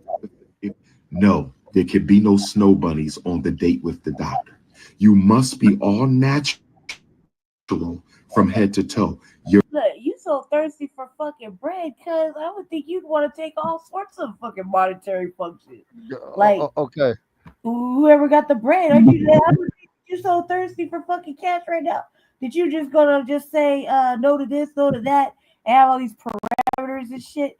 Like, come on, cuz like you need the bread or you trying to up your clout. Like, which is it? Cause this sounds like you really tried. Like this ain't The Bachelor, weirdo. Like you stupid. This is stupid. Like he's doing a lot right now. Well, all thing I can say, must be natural. Your eyelashes must be natural. Your eye color must be natural. What the fuck they gotta do with it? They paying you. They tricking off you. Like, does it really matter? Take the breaks. Like stop playing. Like, you must be like, we gonna talk about that. Cause you a real weirdo right now. You really weird. You're really weird. Somebody's so thirsty about this money, trying to save this motherfucking school. You would think all sorts of fucking money was good money. Now say you gonna have no snow bunnies. Okay, guys, all right, fine. How about just having a couple of conversations with some wealthy dudes? Or you know what I mean? Why does it gotta be? Why is this such a targeted affair? Like, if you man. You can tell he's not serious about this because you gotta get it how you live at any means necessary. He's not doing it by any means necessary. You know, you tell them, look, you gotta have natural hair and you gotta be all natural. You know, you gotta weigh about 150 pounds, be about 5'3", dark chocolate, smell good, look good, have your own entrepreneurial business. Hopefully, don't have no Reggies or anybody hanging around, no baby daddies. Preferably between 38 and 52. Come on, cuz, like for real. And you must have a heavy bank account. But we're gonna talk about issues about, you know, black women not having enough money. You basically are doing the opposite of that, cuz you're taking these brides' money and you go, you know, and you ain't want to talk to them about why they don't have no money. Real weird shit right here. Do you hear me, black women?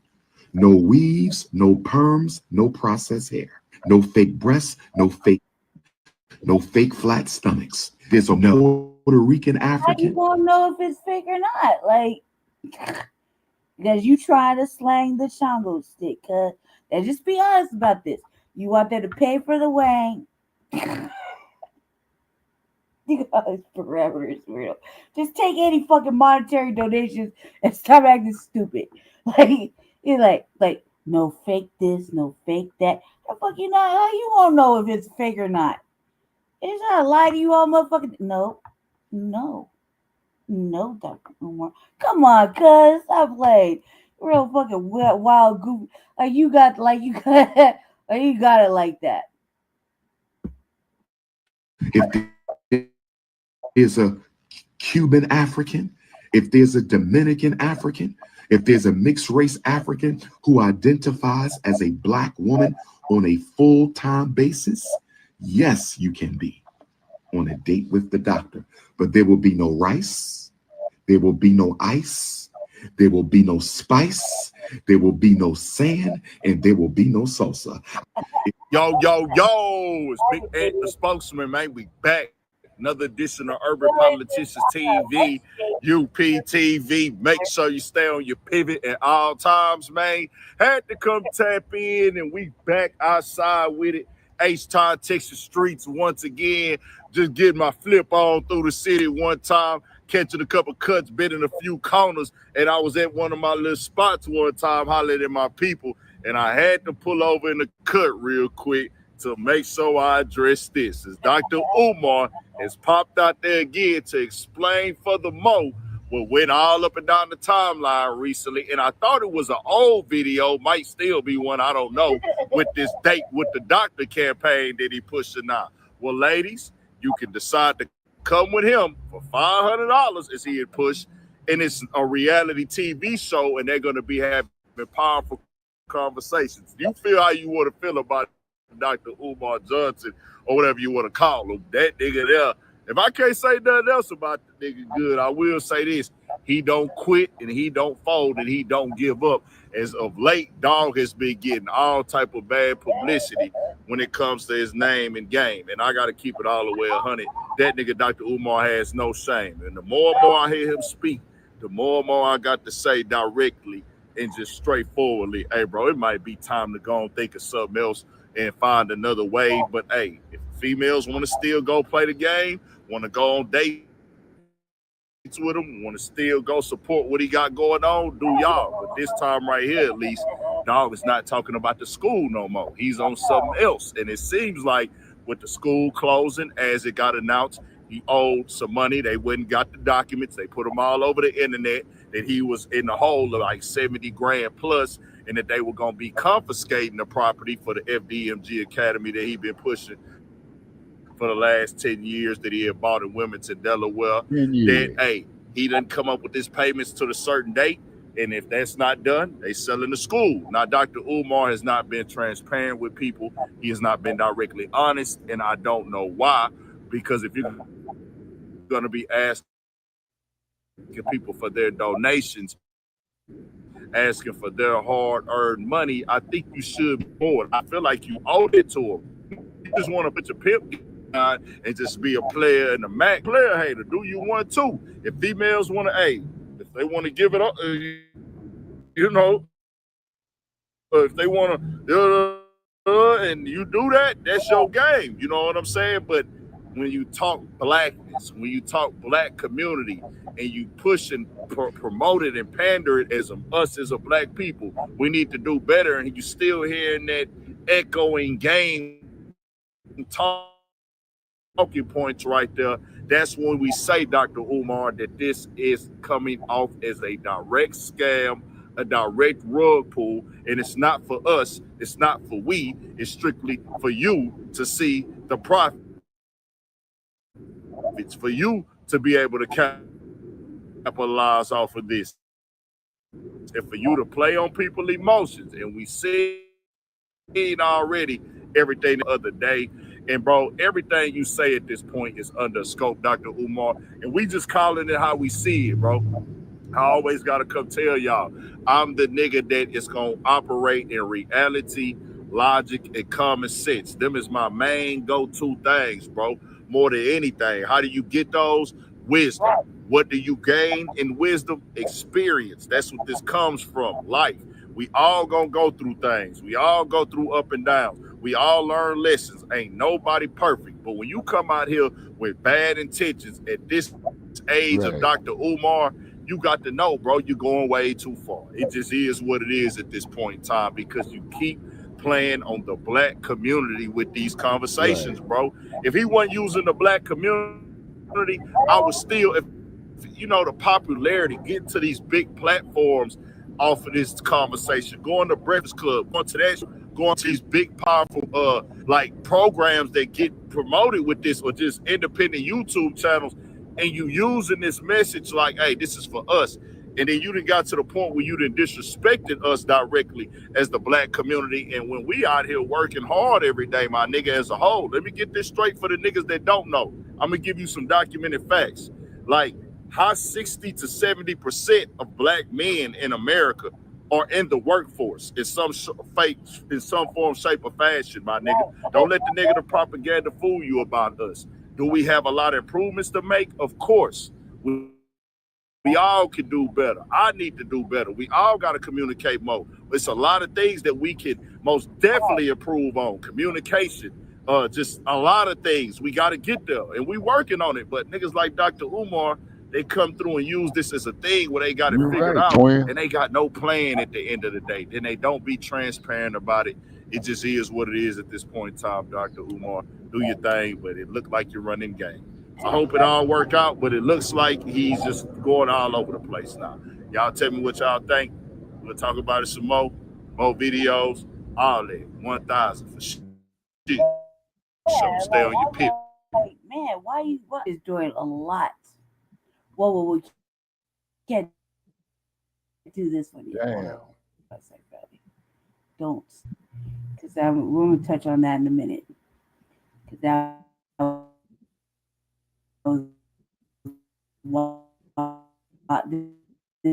China is reportedly developing. We're not there yet. We're not there yet. I'm coming back to it. Don't worry. I'm coming back to it. Okay, let's see. Let me get this out. Pregnancy robot. Touch on this for a few minutes. No, I heard about that bullshit.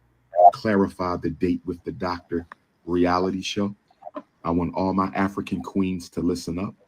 I want all my African kings to listen up.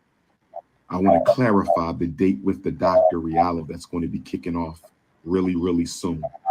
The date with the Dr. reality show is really a conversation platform. Well, It is they just talking shit. Okay, fine. Let's see what this is real quick. Oh, there you go. I'm trying to get back to Tim Blacc. All right, Lady Chat, I could hang with you till about 6:30 because I'm starting to get sleepy with you. Look, he back at it. He coming out of his bag strong. King Kong Consciousness has some questions and answers for y'all. And in fact, he has offers too. Now, remember we talked to you about this person bringing an offer to save the school to Dr. Umar? We're kind of convinced that Umar ain't going to take the offer because he went on social media to request something of the ladies, not the men. He didn't ask men to come sit down and teach you how to do school. No, he asking whip for money. And when you hear the amount that he's asking the queens for, I'm going to have y'all who support the man give us some answers, but like for real, y'all don't listen to him. Bring his offer to the table, and we'll discuss some stuff because we have additional information to bring to you. All right, we already heard the offer. So. I mean, I'm flabbergasted by this bullshit for this motherfucker here. The thing is, that money wasn't going to the school; was still going to him. Umar has no intention of helping any black person do anything. Umar hates black people. To the core, he hates black people. To watch y'all burn while stealing your money, lying to your face, demeaning your queens, and downgrading your kings. That's Umar. Damn. That's coming out for this guy here. Hates black people.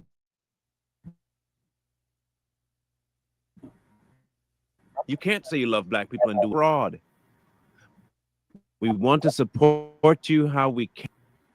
Somebody offered him help. Now he needs the money. He has to come online in his car, beg for more funds. Now he's out here begging for more funds. And we decided we was going to reach out again.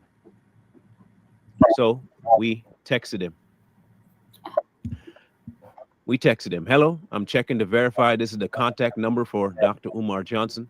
If there's another number to contact him, please let me know. Thank you. He says, this is he. This is he. So we replied, I'm going to go to the full. This right here that you're seeing, the breakout for that is here, okay? Hello, Dr. Umar. We would love to help you find a way to come up with the money needed to do the school. The plan we have is to go live with us to disprove the folks that are calling you a fraud. We want to support you how we can, and we have resources ready to make large donations, but we would love the opportunity to hear your voice on this matter. What can we do to make this happen, sir?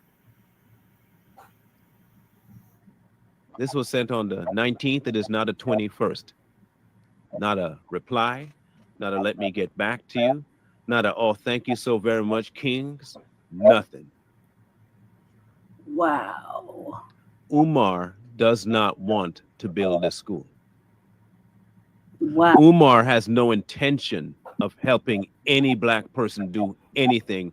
Umar hates black people. To the core, he hates black people. He despises his own race so much that he's willing to watch y'all burn. Really bad. While stealing your money, lying to your face, demeaning your queens, and downgrading your kings. I'm gonna get to the pregnancy. That's Umar. I mean, damn. Yeah. You can't say you love black people. He despises black people. He didn't commit. You're scum to him. Like it's a rap. Absolute scum. Why do I say it that harshly? Let me ask you this. My emotional roller coaster is ended now. Would love promote me to lie to you? No? Okay, that's one. Would love promote me to degrade you verbally? No? Okay, good. That's two. Would love promote me to issue violent threats? No? Okay, cool. That's three. Would love propel me to steal from you? No? Would love propel me to want to impregnate, abuse, and use sexually your women? No. No. He hates black people. That dude you see on the screen right there has been hurt by the community. And he made it his mission to try and find a way to get some revenge. That was his villain arc. Umar hates black people. He's no different than all the white devils he talked about. He's no different than all the people that he's been trying to warn black people about. He is that person that he's been warning black people about. Yeah, Mac 285. Can't dispute that. I mean, you was really trying The to. mere fact that he's going to equate himself with King Kong, a monkey, should tell you a lot. No white person did that. A white person didn't equate him to it. He did. He knows the tropes that belong to monkeys. He knows it. And he's doing it so that other people would pick it up. He's doing that to make black people link themselves to a monkey. Umar racist, bro. He don't care about black people. It finally showed up. Shout out. He always talk about people hating them on, self-hate. You just hate yourself, don't you? You just hate the skin you're in. That's Umar. For all the grandiose talk about grand pan rising and frying pan in your hand, all that crap, all the tropes, he has nothing to prove for it. Not a damn thing to prove for it. I mean, damn. And he wasn't planning on proving. He wasn't planning at all on showing you anything better. He was never planning that. Well, yeah. I mean, y'all can still listen to him. It's not we're not trying to convince nobody or nothing. We're just bringing to you the obvious in our minds, statements he makes, inferences he does, and we're just trying to point out to you the grift. But if he has gotten so deep into your soul and psyche that you will refuse to listen, then that's okay. Y'all can go grift together. But I think the majority of black people that listen to him at this point realize one very important thing. We've been had by this man. The fact that you don't even want to take the opportunity. He is sowing division amongst the people that his loud mouth kept talking about unity with. About raising no money for that school or for anything. He doesn't want help. Yeah. Right. He just wants people to send him money. Right. He doesn't want the school. He just wants the money. Right. And then he wants to abuse women sexually and exploit them by inviting them to dinner. And then when something takes place, it's a moment of fleshly weakness for him. That's what you are to him, women. A moment of fleshly weakness. No more different than a jackleg ass preacher. He ain't no more than a jackleg preacher. If this isn't the end of him, then I have to give him credit for one thing. He knows how to grift. Like if there was ever a master class on deception and skullduggery, he's teaching it. Oh, he's good. He might become a politician one day. He might become a politician one day. Watch him for doing that next. Watch if you don't start running for some office somewhere in a black neighborhood and get in. A black neighborhood. And then watch the area that he's over burn to the ground. Then he'll move to another section and do the same thing until he's accomplished what he wants to accomplish, which is the end of Black America as we know it. He'll contribute to it. Shout out to this brother for doing the work. Yeah, he did, Mac 285. He did. And then to prove your point even further, Mac 285, when we was approached to have him on our platform, okay, it's a real good brother who did that. That came to us, okay, and I got to get in touch with that brother and ask him what his feedback is on this. You know what I'm saying? But like I said, there's old saying, you could fool some motherfuckers all the time. You could fool all motherfuckers some of the time, but you ain't gonna fool all motherfuckers all the time. Mm-hmm. All right, I'm moving on to something different. All right. I've had enough Okay, now. okay, I got 18 more minutes with you because the Sandman is starting to whack me upside the head. Yeah, you said you were only gonna be on for an hour, and you went way past that. Oh, well. Don't forget you got duties to show to for like. You got what? All tax dollars on. I said, don't forget you got duties to show up for Live Black News. I'm joking. Yeah. I'm joking. I was just joking.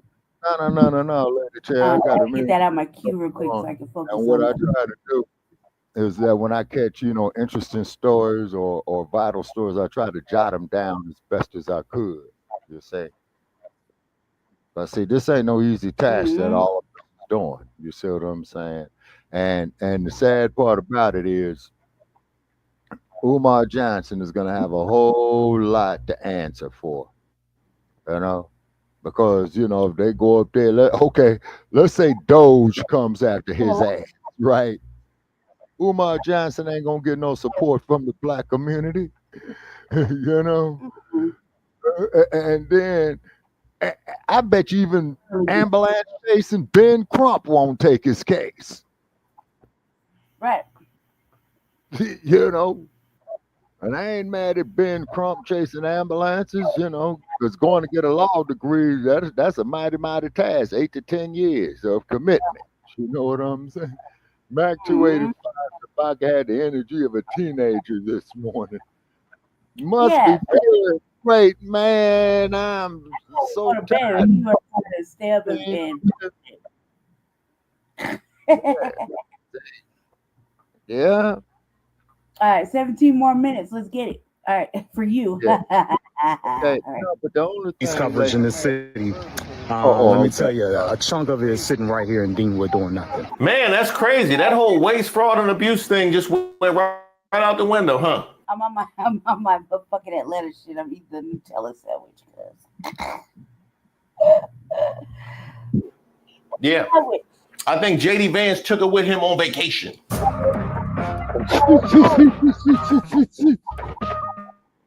Oh, JD Vance. Shout out to all of the subscribers and the members here on the channel. Don't forget to like the video. My name is Reese Waters, and I'm trouble. Because I've seen one too many of these videos on my timeline. So now y'all mad at Trump for cleaning up DC, cleaning up the nation's capital. And I think it's crazy, especially if you're a DMV native. When we go out and do things, we typically go to DC. We all have seen some BS in DC. I've lost friends to gun violence in DC. I've been out partying and heard gunshots in DC. Then you go somewhere like the Wharf to the Felipe Chow and people getting robbed at Felipe Chow. And I can continue, but I ain't really trying to go there today. But it ain't safe, and you can't even really enjoy yourself, man. Oh, one more. They said the Capital One Arena is the most dangerous arena in the country. And if you've been down there in Gallery Place, you already know. So knowing that these things affect us and affect our safety, especially y'all with kids, how can you get mad at that? Like, I promise y'all, and listen, I'm in the middle. I don't rock with either party. But if Biden or Kamala was doing this, y'all would be happy. Real talk. Like, I know the little young YNs is out of control, man. And y'all sick of them too. But again, y'all just like to be outraged about anything. Okay. Here's my first question. How do you think Trump would react if this was a magical utopia of respectability politics blacks? Like, this was just the perfect black magadom. How do you think he would handle that? No crime, just a beautiful black metropolis with no crime. How do you think he would handle that? How do you think he would accept that? Huh? How do you think he would handle a perfectly under control, not even stuff that you could use and blow out of proportion, which we've seen them already do in LA. I don't know why we acting like we got amnesia all of a sudden, but if he didn't even have that. You know, Fox News out here playing footage from 2020, which, hey, Fox News got to play footage from 2020, a perfect metropolis full of beautiful black folks just working and loving and having fun, building community. How would Trump handle that? Oh, we already know, because we see how he dismisses anybody that has achieved anything that is brown, unless they are pushing his agenda as DEI. We already know that he refuses to acknowledge anybody's legitimacy that looks like us. And by the way, those are DEI purges that are happening in DC, even more so now, as we just saw with the Smithsonian. So not only eliminating the credibility and legitimacy of living folks that have worked and strived and achieved the positions that they now hold, but even the role models that Black children would have to look up to. So once we get past that part, once we get past the part where we get past that part, then we can have a real conversation about the world. You think this is being done for your best interest? As a matter of fact, here's something else you should see. If you are for it to be reflected honorably to the peoples of Earth, then Washington, D.C. must be swept clean. I believe entire neighborhoods probably need to be emptied, need to be bulldozed.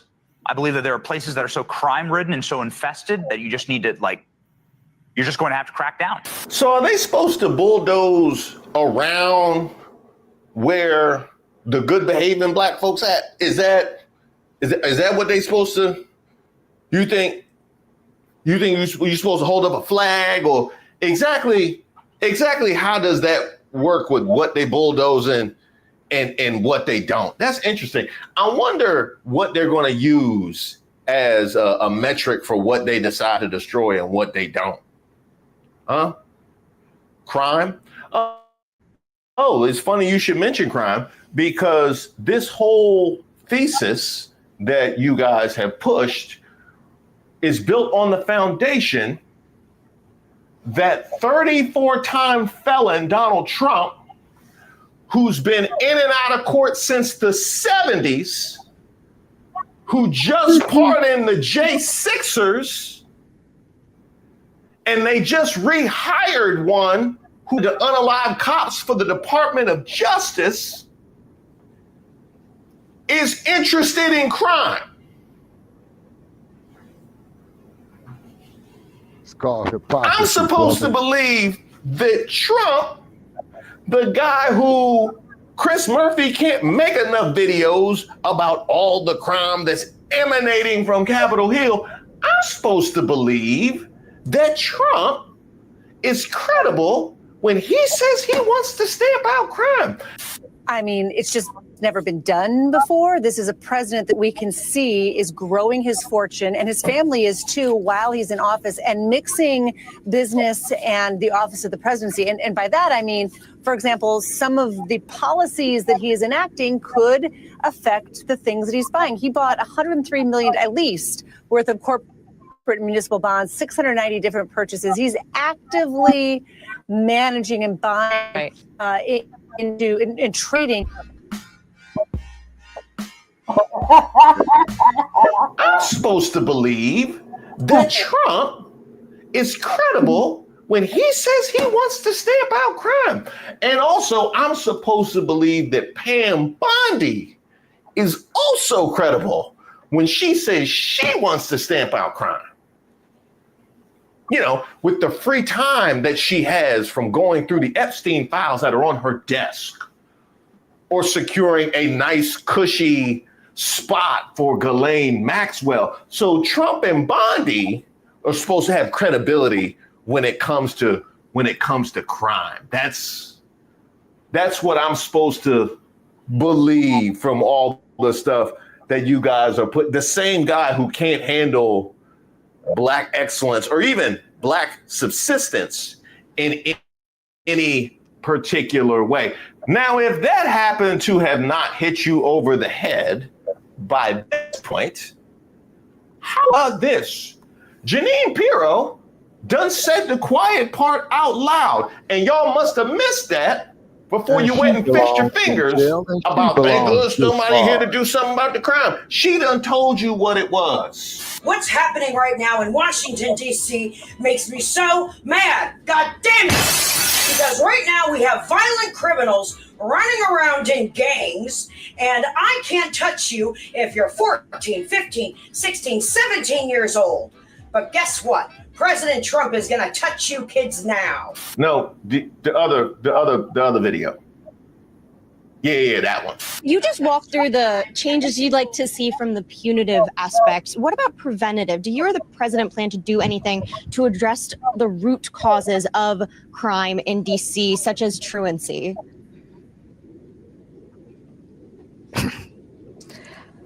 My job is to try to heal the victims and prosecute the criminal. Everybody else can deal with rehabilitating the individual. I honestly am not concerned about why they commit crimes. My concern is if they commit crimes. My concern is the victims of the crimes. That's my job as a U.S. attorney. She has absolutely no interest in crime prevention. She has no interest in any sort of deferment. She has no interest in uplifting the community, investing in the community. We know Trump doesn't. This is about bodies, and this is about providing footage for Fox News to continue to amplify their narrative about Black criminality. And y'all somehow think he's coming here to save y'all? Word? Okay, this is what gets me going right here. This moment, this in the story. Close your eyes and listen to this. The South Carolina militia is being deployed to Washington, D.C. by the order of the president. I know it says National Guard. I know it's Ohio and West Virginia too, but it's still South Carolina, and the National Guard is the modern militia. The South Carolina militia is being deployed to D.C. You don't need a history degree to feel that kind of toxic symbolism in the sentence. It deliberately, or maybe it accidentally, invokes the deepest divisions in American history, putting a symbol of the old South, of this old regime, against a seat of federal power, a city that is majority Black and has a complex history with civil rights and federal authority. About the nation's capital. Lived there for 10 years. Urban, diverse, overwhelmingly progressive. Now think about the likely makeup of National Guard units from South Carolina, Ohio, and West Virginia. More rural, more conservative, and geared to see threats where we would see people. Now, here's the thing. You can love DC. You can love the people of the DMV. You can want better for these kids. You can want better for our city. I applaud all of those things. You can want the officials here locally to do more when it comes to protecting DC so that we can thrive. I got no problem with that. You can do that and know that Trump and his administration are full of Dan Snyder at the same time. In fact, you should. Somehow Sandwich Slinger apparently knew what was up before y'all did. And by the way, while we're speaking of Sandwich Slinger, they posted a whole motivational video about showing up in force to arrest Sandwich Slinger. This looks like a parody video. I guarantee you, they actually put this out themselves as a flex.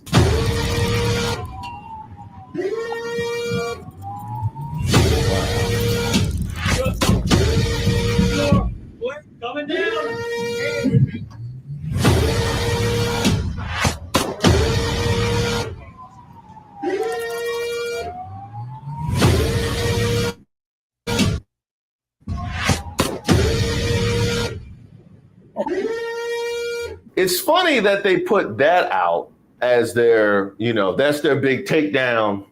That's their big takedown because it was so obvious they had to chop y'all out. Trump administration, how about this? Wow. This is bad.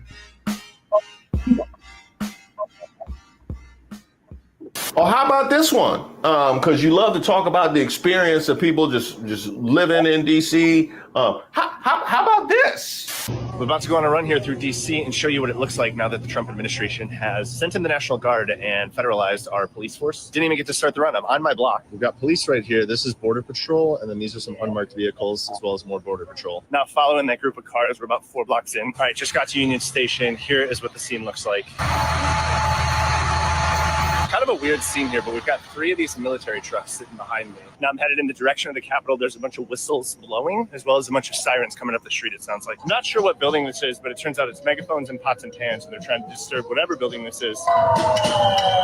Just to be 100% clear, none of these videos are meant for like fear-mongering. I'm not trying to scare anyone. I just simply want to show you what it looks like. Obviously draw your own conclusions. I'm not here to necessarily put out a narrative, but at the same time, if there is something that is blatantly obvious and a threat to people's safety and other DC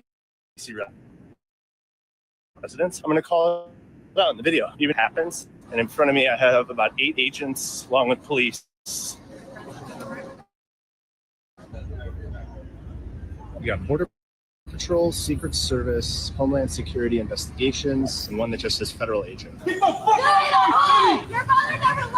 There's a group of Border Patrol and MPD behind me. They just stopped 2 men for smoking weed, which to my knowledge is legal in DC. Someone please correct me if I'm wrong. Just in the few blocks that I walked alongside those federal agents, the number of scared reactions that I saw from people of color that were walking just down the street minding their business was insane. Just to give you an example, a black mother and her son was walking down the street. The second they turned the corner and saw the agent. Touch bases with you all tomorrow. I think you should about get closing statements. Yeah, okay. Is that these are some on trying times right here, and then on top of it, we got to prepare ourselves and do for self, because a tidal wave is coming our way. That's for real. All right, okay. I'm out, Lady Che. Thank you for having me. Huh? Yep. See you later on tonight. Okay. All right, Mac 285. All right, twin. Okay. Talk to you all soon. Okay. All right, family. Let's get back to it. Hold on a sec. Let me adjust this real quick. Wait, hold. I might turn off the alarm here shortly. That's Jesse's alarm. Not my alarm. All right, let's try that. All right. Right. Man, he was on one today earlier. So glad he calmed down. Was walking towards them. She immediately grabbed her son's hand and told him, "When you see these people out here walking around, you're going to hold my hand because I want them to know that you're mine and you're not out here causing trouble because we don't want any trouble with them." It was truly just so disheartening to see. Here's one more. I'm a comedy community, so Lord knows people need comedy at a time like this, but not when the feds is out. Doing this out of solidarity, but at the same time, it's all for show. So we can play that tomorrow and be like, look, we're locking down DC. Exactly. This is some bullshit though. Yeah, I don't know. 1, 2, 3. The guy's at bed right now. Yeah, I see that. I'm supporting. Yes. 4, 5, 6, 7, 8, 9, 10, 13, 14, 15, 16, 17, 18, 19. Well, it's like they get like 20 cops for one guy. Shout out to my man Leon Scott for that particular video. Now, as we move forward and we are trying to figure out how to coexist here, there are a number of questions that have been raised from DC residents. And, I got the time today. Like, did I miss something? But if you're a regular civilian, I feel like you shouldn't have nothing to really worry about. Like, that's the same shit that be having everybody fucked up out here is the fear tactic, bro. Like, because you see military people and all this stuff that's doing a job that has nothing to do with you. They are removing homeless and they are getting rid of people that are committing petty crimes against innocent people like us. So what are you actually really fucking crying about? You know what I'm saying? Because me personally, like, boy, I love the homeless people, bro. But everybody that's out there ain't homeless because they mentally like fucked up. Some people is homeless by choice, and some people made terrible life choices and they want to be freeloaders. While we get to struggle and work hard and try to work hard to make a living, you know what I'm saying? And y'all so worried about how they come in with the streets and all that. Like, yeah, bro, because the YNs, the young kids, the young generation is out of hand, bro. Like, it is too out of hand now, you know what I'm saying? Like I don't commit no crimes or nothing. So when I see them and shit in the city, I'm like, cool, like that shit ain't got nothing to do with me. Like, I'm just driving past. Like, what they gonna do? Harm me for not doing nothing? I don't think so, bro. Like, that's the thing. Law enforcement don't fuck with people for no fucking reason, bro. Like, that shit happens on rare fucking occasion. But 9 times out of 10. 9 times out of 10, you done did some shit to get yourself in trouble with the fucking law. I was gonna jump in when he said they don't mess with people for no reason. I was gonna jump in, and then he corrected himself to 9 times out of 10. Then he went to most of the time. 20% of the time you'll be fine. You know what I mean?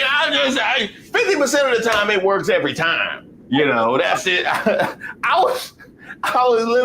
I was literally just about to jump in, and then he went and corrected himself and literally answered his own question. Okay, so you did that, so I can leave that alone. Is this the but not me for black folks? This is the but not me for black folks. You haven't seen enough from the Latinos, specifically the Latinos for Trump. You haven't seen enough. We need to have our own version of but not me. Apparently so. Apparently it's needed. I thought we were past that as black folks, given our history in this country. I thought we were past that level of trust, but do you? How did we go from Muriel Bowser putting a restriction on the youth in the city being able to be out past a certain time and everybody celebrating it? I saw those Washingtonian problem comments. You all celebrated it. To now saying, inside DC's fine, we don't have a crime issue. I'm past a curfew for anybody at any time.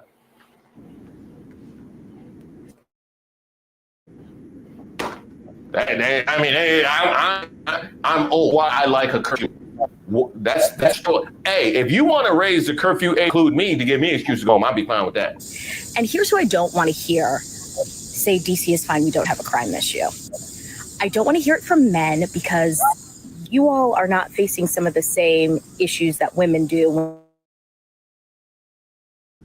when it comes to feeling safe in this city. So okay, so that was solid. That is a good way to communicate to people and get people over to your side is mocking all the men.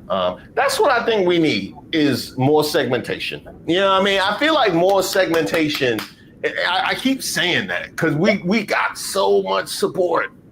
That's what I was singing in November. We got so much support. What we need is to just segment further. That's why the diaspora wars, you know what I mean? That's one thing that I commend. I tip my cap to the diaspora wars. Is that kind of segmentation and infighting exactly what we need. Okay, fine. Have it your way.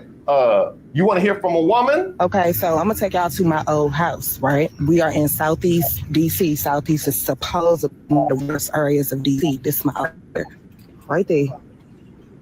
And we lived here for what? 4 years. Very quiet neighborhood, very quiet area. Nothing really too much really goes on around. Walk in the streets. As you can see, nothing but houses over here. This is the Fort Davis community. It's a lot of retired postal workers and older people who live in this area. But this is right over here by my old house. We lived over here for 4 years. As you can see, quiet. It's like this at night too. Nothing too much really going on. Where's all the crime? Making my way downtown. Faces pass and I'm home now. Making my way downtown, walking fast. Faces pass and I'm homebound. I don't want to hear it from people who live in upper Northwest, like the area I currently am in, where I definitely do not live. And I know people in this area, and they want to say, I don't see a problem with crime in DC. I wouldn't either. Hey, we got something from, not from upper Northwest, Deanwood. Oh, the Fed's there right now? Okay, that's what we got. Good morning. This is Commissioner Anthony Lorenzo Green. And it is like over 2 a.m. in the morning. I'm down here at 48th Street Northeast and Kane Place. President Trump and his Gestapo paid a visit Deanwood tonight. Metro Transit Police and along with other police agencies shot at individuals on 48th Street. Thankfully, no one was hit, but there were 2 people detained. I'm still waiting for one of those individuals to be released. They've been holding them hostage in the alley in the neighborhood. He didn't do anything. He's an innocent bystander, but they decided to grab him and detain him. There were several police agencies out here, MPD, FBI, DEA, ICE, HSI, you name it. All the police resources you can name was out here in the community. Sheriff Row is still blocked off right now. So all the people that love to waste our tax dollars on all this police coverage in this city, let me tell you, a chunk of it is sitting right here in Deanwood doing nothing. Man, that's crazy. That whole waste, fraud, and abuse thing just went right out the window, huh?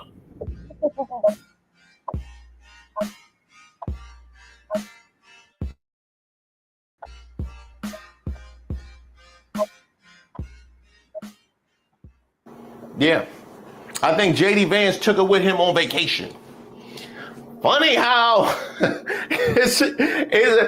Vance just took it right with him on vacation. Since now we don't care what the vice president does. Funny how that happened.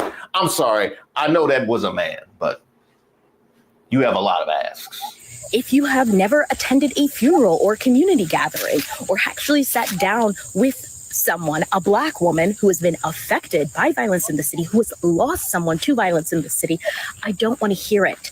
There is a population in this city that is under siege by violence. And yeah, the president of the United States is treating us like a political football. But also let's get a little angry at our city council and our mayor because they put us in this position. What were they talking about for the past couple weeks? $1 billion football stadium. What are they talking about now? Oh, thanks guys for clocking in and caring about the residents here. And I saw that video of all those white folks standing outside singing about how much they love DC. Go sing that in Anacostia. Thanks. Now your anger is totally understood. I have no issue with that. As I said earlier in the video, you can be very angry and upset with the current state of aspects of DC, but also know exactly what this is all coming from with Donald Trump and what his end game might be. Because you mentioned him being a community, you mentioned us being treated as a political football, but you talk about thanks for clocking in and actually caring about the citizens of DC. Do you think he does? Do you think he does? Like at all? Honestly, I'm not convinced he cares about the citizens of his house. If we're being honest, I'm not convinced he's cared about another human being ever in his life. So I guess we have that. We can take that solace. But you think he cares literally at all? So what are we talking about? He had to come out and show a picture board of 29 children that were deleted in the streets of DC. There's been a great deal of discussion about crime in the district. And the other day, I wanted to get a sense of what is actually happening in the District of Columbia. I asked for the number of teens who have been shot and by gunfire. I am so glad you brought this up. I am so glad you brought this up because I actually referenced it. Janine Shapiro's motherfucking makeup game has went up substantially since being under the Trump administration. See how she's looking a little bit more made up and polished. So like, that's that good Trump money. this in my prior video about this because there was a response to this about crime in a great number of areas, specifically red areas that suspiciously are not getting any of this kind of smoke. I'm talking about numbers that far exceed what we're seeing in DC, but magically they get a pass. Now, Jeff Pickme Landry has sent 135 Louisiana National Guard soldiers to D.C. to address crime. But let me show you what his state ranks in crime. Oh, Jeff here ranks number 50 in crime and number 50 in the economy, but he got 135 soldiers to send to D.C. to help them address crime. What makes this a dumb and dumber decision is that this is the middle of hurricane season. We're less than 2 weeks away from the 20th anniversary of Hurricane Katrina, and we got a governor that can spare 135 National Guard soldiers. South Carolina is sending our National Guard troops to D.C. because of violent crime. I've done some digging, and it looks like McMaster should be deploying the National Guard right here at home instead. I pulled up the crime stats from both Neighborhood Scout and crimegrade.org. With those report, DC's violent crime rate has a range. So do several of the cities in South Carolina, but several are way worse on both accounts. Look at Darlington, Dillon, Holly Hill, Kingstree, Orangeburg, and Walterboro.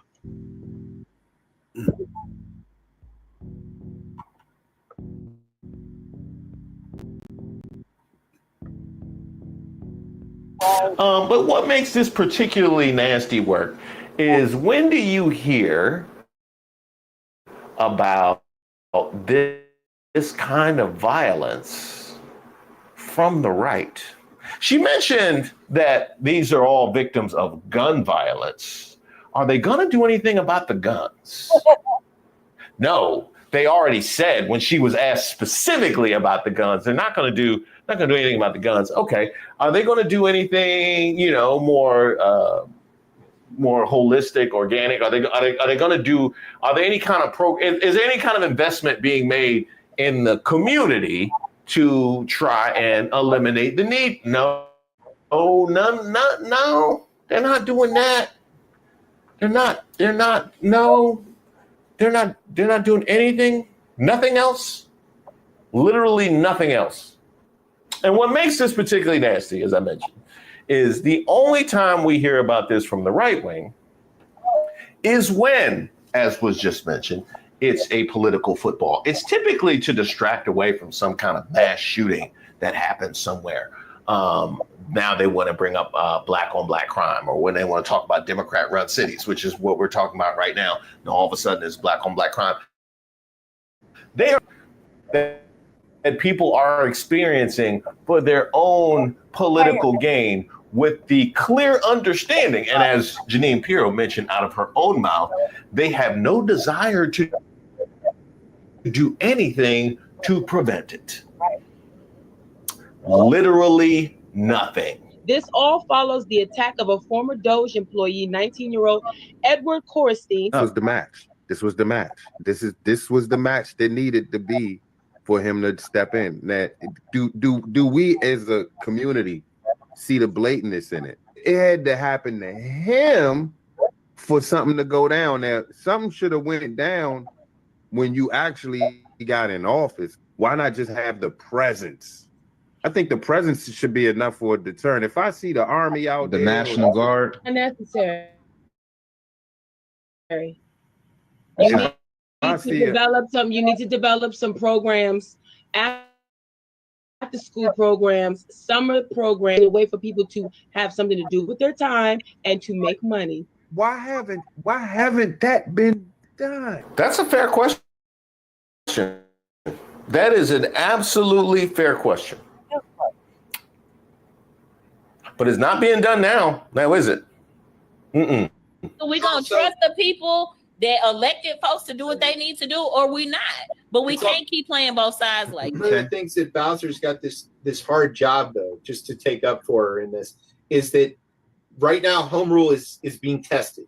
And the thing that she needs to do and has always said is her top priority is to protect home rule for the district. And sometimes painting over Black Lives Matter Plaza that she painted in clear defiance of Trump and then painted back over it because she's just trying to like, hey man, we're just trying to like get by and build another stadium or something like that. Crime exists? Yes. Does it exist everywhere? Do we need the National Guard coming in? No. Do I want to walk down G Street, H Street, 5th Street by Union Station and see 20 cops on any given day? No, that's overreach. The mayor is elected. The attorney general is elected. The U.S. attorney that does all the prosecuting, that's appointed by the federal government. None of the prosecutors in the district are elected. None of the prosecutors in the district are accountable to the council or any other elected official. They're all federal. So if the problem is that the laws aren't being enforced, if the problem is that the prosecutors aren't getting enough convictions to stick, that has absolutely nothing to do with the leadership of the District of Columbia, Black or otherwise. So this message is for the people in D.C. that feel federal agents invading our city will make them feel safer. Let me tell you, no amount of police coverage will ever make you feel safe. This is a big city. Things are going to happen. It doesn't mean that things are happening at the level that you imagine they are. There's been a lot of work in this city to drive down violent crime. A lot of people that truly believe in the mission to interrupt violence in this city and actually get out and do that work. You know, and a lot of that work, I love to give the credit to police, but really it's community members, right? Community members who've always been committed to the safety of our neighborhoods through actually attacking the root causes of why violence happens in the first place. Because the more information you know about something, the more options you have to address it. We can do better and we can be greater than what we are right now. So I urge people to really think twice before they open their mouths on social media about Washington, D.C. and what we need to do about public safety. Because some of these comments are sounding very traitorish, right? Very traitorish. I already know I got at least 2 neighbors that have either been sending tweets or, you know, emails to federal agencies. I even saw one tweet when a guy tweeted at the ATF like, oh my God, the police in DC are scared of Black people. Why the hell would you move to one of the blackest neighborhoods in the city and think that it's okay for you to get up on Beyonce's internet and talk about how the police are scared of Black people in DC? But that's what happens when you come, you know, to a gentrifying neighborhood like ours, where you have so many people that love this neighborhood, that truly make it one of the safest, most laid-back neighborhoods in the city, and that's Deanwood. But you got certain folks who just want to push the natives out, you know, and you see it. That's not on all newcomers. Trust and believe. We got some great people that moved to Deanwood. This is an amazing neighborhood for families, and everybody knows it. But we got some folks who ain't about that mission, who ain't about building for all. They just want to make it 14th Street or change it for whatever they want it to look like or make it a suburb. This ain't what DC is. So I encourage. Family, I got 2 more to show you, and they're really quick, and then I'm gonna call it good because it's probably like 7:30 in the what's like 8 o'clock here. And yeah, you hear him snoring. Like, I look at that like, God damn, man. I was like, feel like maybe I should lay down too. But we got 2 more and they're really short, so let's get into this Chinese robot thing.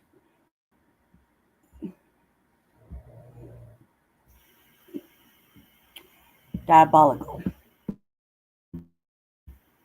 China is reportedly developing pregnancy robots. Yes, you heard me right. Complete with artificial wombs to help couples struggling with infertility. This is not science fiction. Billy, this is absolutely wild. Let me read you something from the doctor who's spearheading this technology, Dr. Zhang Quifeng. He said, quote, "The artificial womb technology is already in a mature stage, and now it needs to be implanted in the robot's abdomen so that a real person and the robot can interact to achieve pregnancy, allowing the fetus to grow inside." Billy, what's your reaction? I mean, this is horrifying on a number of levels. You know, I think, look, there are people who are going to say this is going to help people who can't have children. And I understand, I sympathize with that piece of the, you're trying to have children, you can't do it. You're looking for a way to have that happen. I think there are so many ethical issues that emerge with this, though. You know,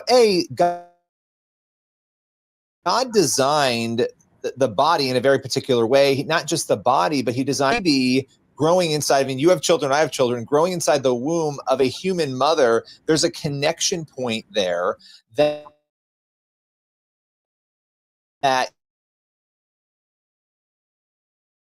you want to see rapidly, and we have not seen this yet. It could happen. I think we know that science at such a fast speed that it won't be shocking to see this happen. But the point is, there are severe and massive, assume, outside of all the other issues, that there are going to be losses of human life because I doubt it's going to work on the first try. So it's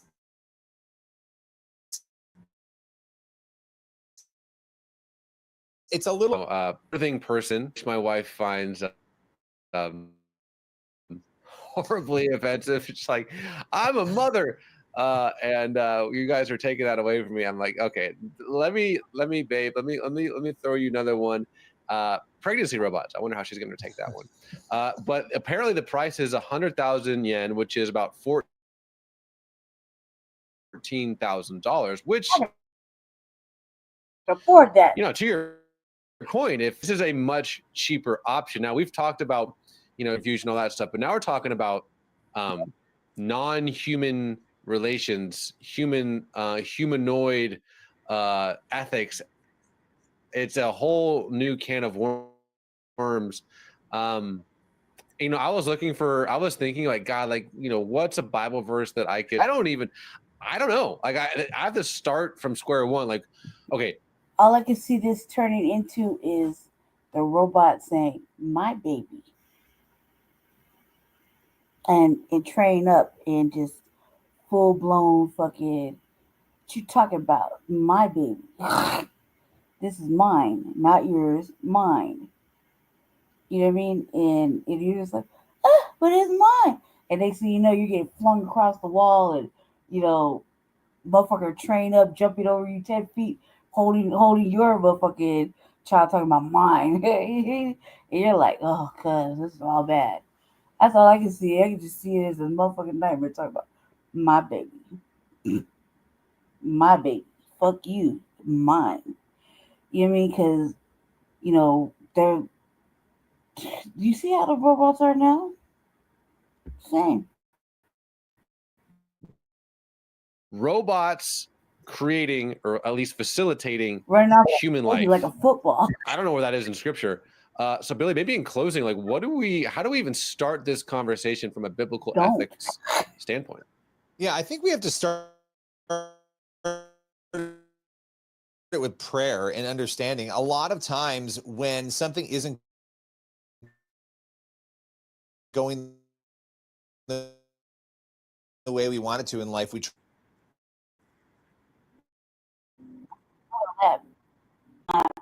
scratch the surface of how weird things are going to get. Yeah, I mean, you know, I feel like we're going to have a lot more of these conversations coming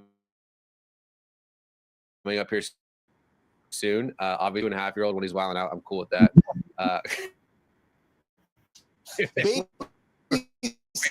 Exactly, Billy. I appreciate your time. Even with that, motherfucker, you're just like, look, I clean this motherfucker now. This ain't your shit. You just say this is just like a bad movie waiting to happen. I thought it was gonna be more salacious. I was hoping. At least the article like that I read was like way more interesting. Ew, what's this? All right, one more, okay?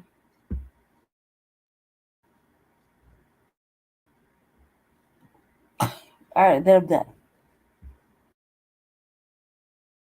Well, what was once confined to the dark scientists in China have unveiled a concept that could forever change the meaning of life, of parenthood, and what it is to be a human. A new arms race is underway, not for military might, but for the very procedure of creation. Our next report telling you more.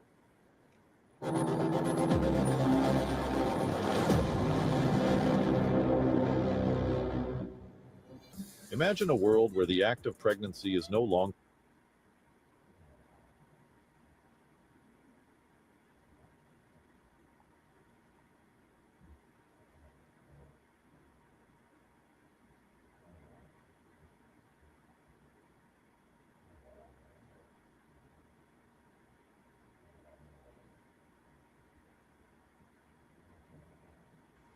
It's always screwy in the hallway.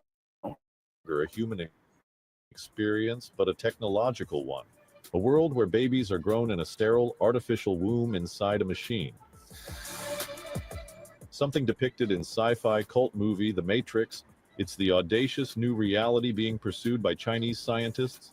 They are developing what they claim is the world's first pregnancy robot, a humanoid surrogate capable of carrying a baby to term and giving birth.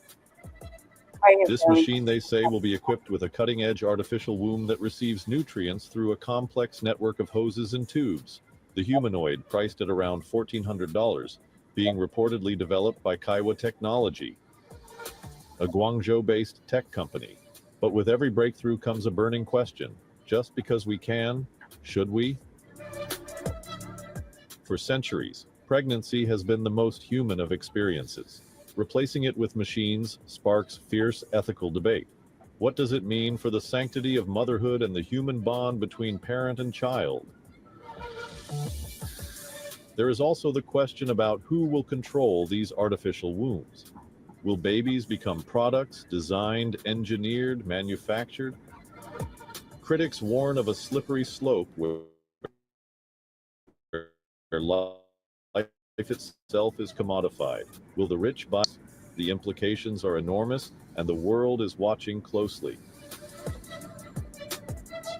Bureau Report, VON World is One. India and China are stepping up efforts to reset their troubled ties. Beijing's top diplomat, Foreign Minister Wang Yi, is currently in New Delhi for a 3-day visit. His agenda is pretty packed. He has already met with India's External Affairs Minister, Dr. S. Jaishankar, and he will also hold a crucial round of talks over border issues with India's National Security Advisor, Ajit Doval. Recently, a meeting with Prime Minister Narendra Modi is also scheduled for Tuesday evening. Indian Foreign Minister, during his meeting with his Chinese counterpart, Wang Yi, highlighted 3 key concerns that need to be addressed. Jaishankar stressed on the need, number 1, to maintain peace in border areas, ensure a multipolar Asia, and an exchange of views on terrorism, which was a crucial point given China's closeness to terror state Pakistan. In Jaishankar's remarks, there also seems to have been reference to the US tariff on Indians. The Indian minister highlighted the need to enhance stability in the global economy as well. Well, Wang Yi's visit also comes just days before Prime Minister Modi's own trip to China, the first in 7 years, where Prime Minister Modi is scheduled to attend the SCO summit in Tianjin, as well as hold bilateral talks with Chinese President Xi Jinping and Russian President Vladimir Putin as well. According to the Ministry of External Affairs, the 24th round of special representatives talks on the boundary issue will take place on Tuesday morning, led by Wang Yi and India's NSA Ajit Doval. Later in the day, Wang Yi will meet Prime Minister Modi at 5:30 p.m. IST. And China has already struck an optimistic tone before that meeting. Its foreign minister said Wang Yi's trip is an opportunity to build on the consensus reached by leaders, not just that, maintain high-level exchanges and promote what it calls sustained, healthy and stable developments of relations. Beijing has expressed readiness to engage with India in a positive and constructive attitude in a bid to ensure lasting peace along the Himalayan border. The thaw in ties between India and China follows last year's agreement on patrolling arrangements, easing a 5-year standoff that began. Both the sides Sorry about that, fam. Okay. That's it for right now. I thought it was going to be a little longer because it said like 30 minutes. Apparently, it was not. Let's end it right here.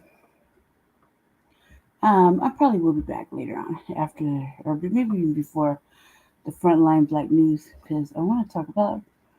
I want to talk about the third through. Yeah, let's talk about this real quick. Like it's only like 5 minutes. I want to talk more about this.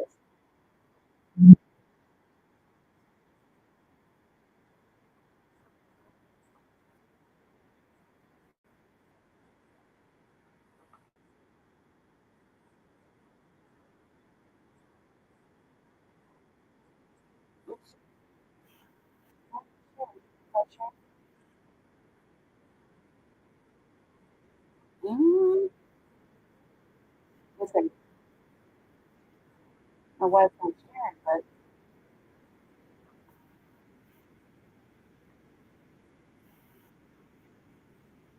my fault, family.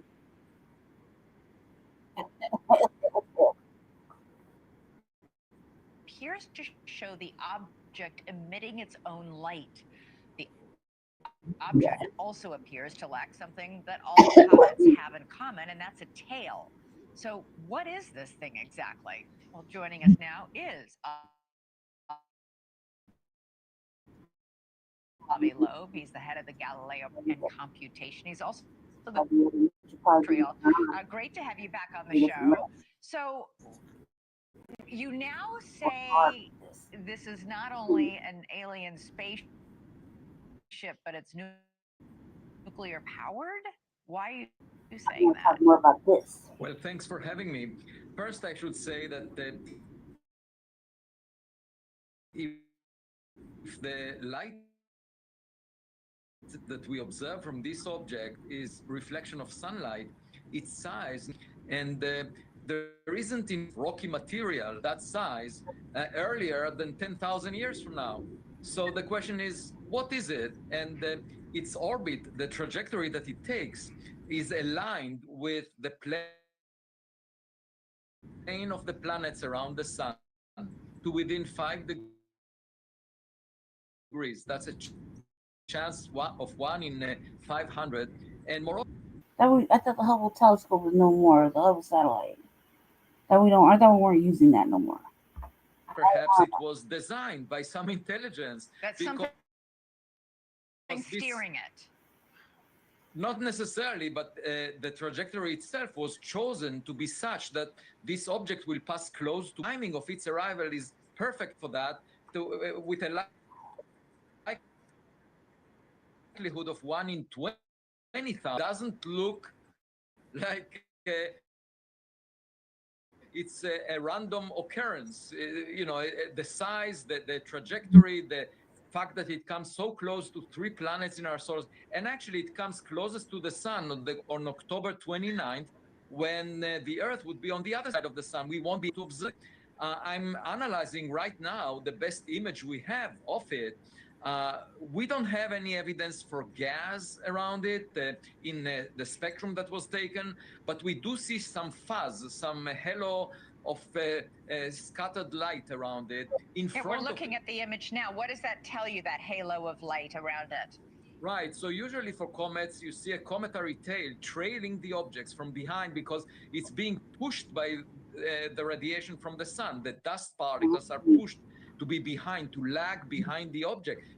Is what we are seeing is in front of the object. I'm analyzing first, if this is caused by dust. The amount of dust is very little. Over 6 months, the amount of dust that will be ablated from the object to generate this glow is just less than a millimeter thick. So it could be just dirt on a solid surface of such an object. And the question is, what is the nature of this object? Of course, as it gets, and we could use spacecraft like Juno next to Jupiter. I spoke about it with Congresswoman Anna Paulina Luna. She called me on the phone, and I gave her an update about the object, and she encouraged in a formal letter. she wrote to the head to encouraging NASA to use Juno, which is next to Jupiter, to come close to 3i Atlas when it will get there on March 16th, 2026. So Juno could gather some data, take some pictures of this But it's on thing? the other side, right? Yes, but also a camera that is next to Mars, because this object will come very close to Mars as well on October 3rd, 2025, and it will be within a distance of 29 million kilometers from Mars to watch Mars. But I encourage the team that operates it to look at 3i Atlas and around this object, so we can get a better sense of what the nucleus of this object is. And super quick, Avi, is there any reason to be concerned about this? I think we should, in the future, have some international organization that decides how to respond to a visitor to our backyard, because that visitor may enter through the front door. Avi Loeb, fascinating. Thank you for watching. Subscribe below and download our News Nation app right now on your phone, and you will get fact-based. Sounds like some old bullshit. Like, how have you responded to aliens and UFOs in the first place? I mean, like, they'll act like we don't know anything about, like, Area 51. I'll just throw that out there just as one example. So how would you respond before? Come on now, it's too much. Anyway, I want to talk more about it. I want to explore more about it because it's kind of like a topic. So I kind of want to see a little bit more about it. Yeah, I do a little bit more, just a little bit more, like just see what else is going on with it. You know what I mean? Or what it is or whatever. Because I don't like, it doesn't sound like it's gonna come here. It's on the other side of us, right? Because that's what I kind of took from it. So I'm like, man, little shit ain't broke. Don't fuck with it. There you go. Wanting to explore shit and look at shit. I mean, like, how else were they dealing with the aliens? I mean, like, you know, we listen to hearings and stuff. I mean, how else were they dealing with motherfucking UFOs that they've been trying to lie about and hide? You know what I mean? Extraterrestrials and whatnot. I mean, how else have they been fucking communicating and talking with them? You know what I mean? What else? Like, somebody coming in our backyard. Come on, cuz, like, is this really our backyard? Or does it not belong to the universe at the end of the day? The STARSEED. So I was like, at the end of the day, you know what I mean? We'll ascend. Like, you know what I mean? Why fuck with it? We want to know what kind of nucleus it has, nuclear energy. We need to study. Do we? Do we really? Or should we be working on other shit like, you know, the environment? What are you using these satellites for? I was watching these reels and they have this alien over there just kicking it in the hood. he's talking about all kind of shit. They kind of with an alien face in the hood. He's over there at the club dancing. Dude, it's like see, he was making tacos. Was he making tacos or eating tacos? He's selling tacos. Right. Should just go outside. Actually, go onto YouTube and just, you know, you can see the aliens. It's scared. Man, that one shit that Jesse showed, that dude was screaming. It was like torturous. I was like, Shabaka would be quiet. I was gonna be able to say, oh, I think he said like he didn't owe nothing. Like, god damn, he was screaming. Right? Did you see the real old boys in the hood or the aliens in the hood? You talking about man? Like he's talking about Martians being broke. We have real shit up there. Yeah, you know, they're drinking and dancing and shit. He's like, no. You got the whole little alien face and head on. And he's like, not 7 foot tall, but yeah. Right. Right. Right. And it's not that far away. And that shit was our shit was out of hand because it was out of hand. It was out of hand. I had to like take control of that situation. That argument woke me up. That shit was fucking like nah, well, cause shit, I'm gonna try to take Jesse for granted. Mm-mm. And this is not the first time he has arguments with men anyway. I mean, they always kind of get a little intense. However, at this point in time, like what we were talking about, not here, man. Like this is like, it's intentional. You know what I mean? That shit was intentional. Like if you just gotta fight, you just want to argue with a motherfucker, just say that. Just you know what I mean? Like, look, man, I'm bored. I have man issues. I need to argue with a man. Oh no, I've seen it a few times. It's usually online, and once in a while, it's in person. But that's because motherfuckers try to take it for granted or play with him too much, and he can really only do so much of that. Especially like he's a Capricorn. He thinks he's always right. He has to be in control of everything. Oh, fucking power micromanaging ass. Right? I wasn't really worried. I wasn't really scared. I was more like some shit you just can't take back, right? No matter, regardless of what happens. And somebody had to be the fucking adult, cause somebody had to calm that shit down. Right. That's what I'm saying. But I mean, come on, man. Like, not supposed to look. You, even in the chat, y'all are entitled to chop it up amongst yourselves. Have a little gossipy, different thoughts. You fucking just talk shit. Whatever. It's whatever. You know what I mean? Like you already know half the time I'm not even looking in the chat for whatever, right? Oh yeah, no, dude. Them white supremacists don't stand chance. Like, I remember when me and Jesse first got together, I was like, I was drinking chocolate milk in his house. I was not supposed to drink milk. Period. Right? And he was arguing on a Zoom meeting with like 15 fucking white people. And he was talking about how we don't need police and that all they do is protect property. And he was going off on these fucking white supremacists on a Zoom meeting. And he's like the only one you like standing up talking shit. Right? Yeah, I was drinking this chocolate milk because I thought he was supposed to be drinking chocolate milk at all. He had headphones on, right?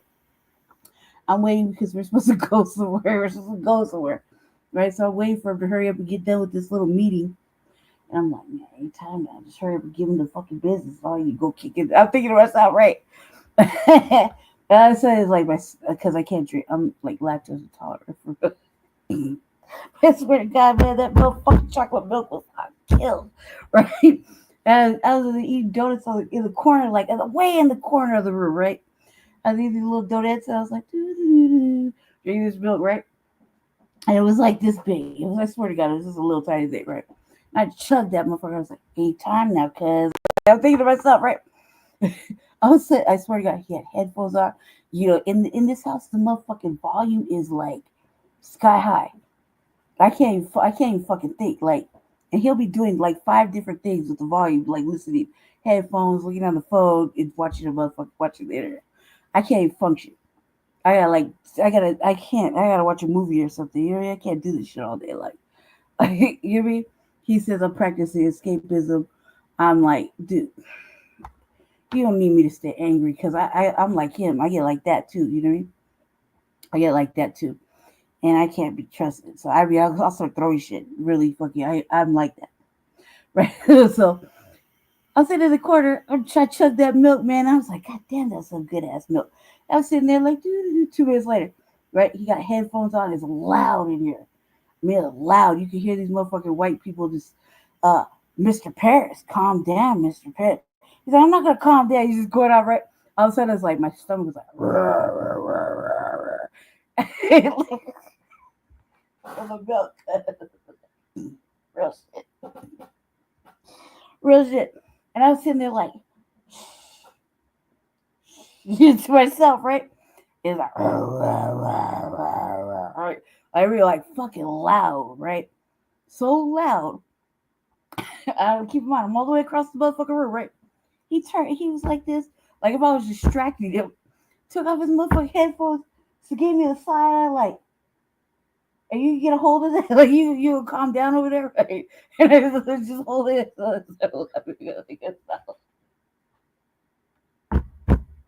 Even to this day, it's funny. Right? Because he got a whole fucking fridge right now of chocolate milk, guys. A whole fucking fridge. I had milk since that day. I really am. I was like, he literally stopped tucking shit to fucking pull his headphones off to make sure he heard my stomach growling all the way on the other side from the fucking milk, because it sounded like a fucking whole lie. I was kind of embarrassed, right? Because I don't know where it came from, right? It's like, I know chocolate milk. I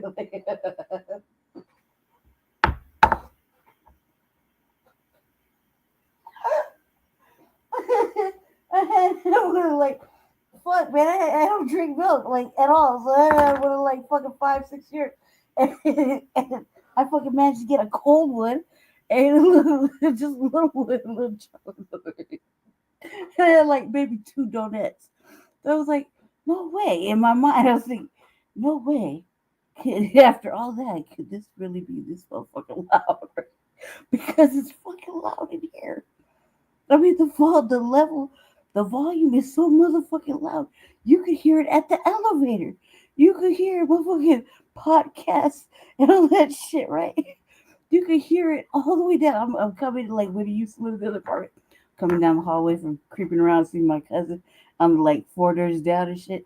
I can hear motherfucker Tariq Nasheed or something crazy. You know, something crazy on TBA or something. Blaring.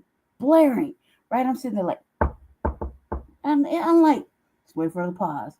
And then I over there kick the door with my fucking foot. So it's loud. So he knows I'm there because he's not paying attention to shit. He's over there like engaged in like 3 fucking loud ass activities. You should watch the first RVA. I was like, cuz I'm gonna be a dick one of the fucking Frontline Black News. Cause why? Because he's talking on the phone, chopping it up with his friend. His headphones are blaring Jay Militant's channel, right? Jay was over there watching football. And I don't know what else he was fucking doing, right? And I'm sitting there like, you see I'm doing a show, cuz. You see I'm right here, right? Take that shit up, man. What the? All right, cuz. Pay back some motherfucker. Right? I'm thinking to myself, right? Then like, it's fucking loud in here. It's loud everywhere. Like, I'll be looking at him like, God damn it, don't you have headphones? Like, can't we just share the space, cuz? No, it's me always making concessions. Yeah, shout out to Jay. Jay was busy today. No, he's just selfish. Cuz he's selfish. He's a Capricorn. It's got to be his motherfucking way or no way. And I'm like, yeah, sure, right? You know what I mean? Like, I have to put up a fight. And then later on, I'm like, man, fuck it, I'm tired. I'll give up. Right? Because he's a Capricorn. I'm a motherfucking Aries. I want to do my own shit. I want to fucking mob off in the middle of the night, just drive around and fucking go to 7-Eleven. Right? Well, you see what I'm saying? I want to drink. I want to laugh. I want to giggle. I want to fucking dance. I want to have fun. And he's like, you know, it's 7 o'clock. You know, it's you know, it's Saturday. You know, it's Saturday. You know, we gotta watch you know, New Black Media time. Are you gonna get off the computer? It's almost time for me to type up the show. It's New Black Media time. When are you gonna get off the computer? Is it almost done?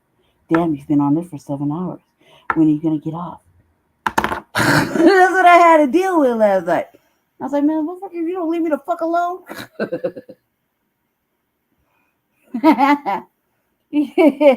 No, he doesn't. No, he doesn't. He's a fucking opportunistic fuck. You don't mean well at all.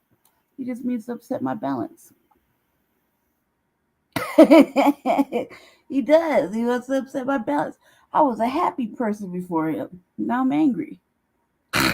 All the time. All the fucking time. Man. Look, check it out. I'm an Aries. I'm April Fool's baby in the year of the monkey. Okay. What does that mean? That means he said, I'm not serious. Oh no. I take everything fucking seriously. So very serious. I just like to laugh. And I like to make little jokes. I clown around and whatever. It's whatever, right? But trust me, the world needs me. So I'm always fixing shit. I fixed 10 problems from 15 minutes of just walking in the motherfucking door.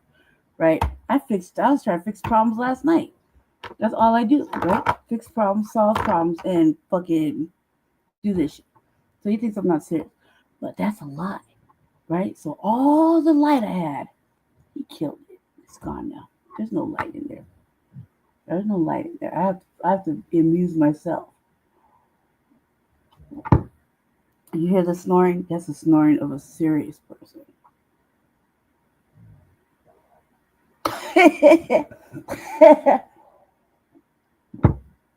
I'm gonna fuck his world up right now. Right. He hates it. He's like, go to sleep. Oh, no. Payback's a motherfucker, man. I'm petty. Petty. No, man. I just say he feels he needs to ground me. Really, it's just he just likes control and he likes to be in charge. He likes to feel a semblance of power. And he wants to have a motherfucker that's a compliant individual. And I was like, oh, who's that nigga? All right. You say so. Dude, you see that? He even sleeps seriously. Right. I blame this apartment for him getting a wide back though, cuz.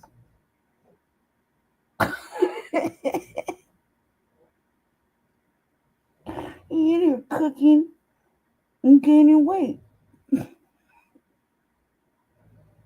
Like for real, like I have to say, like you can't be heavy, like too heavy, because physically it's too much.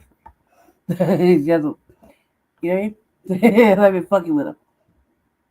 I told him that. I said, I blame you for getting this apartment. Your back got wider. You got more rotund. He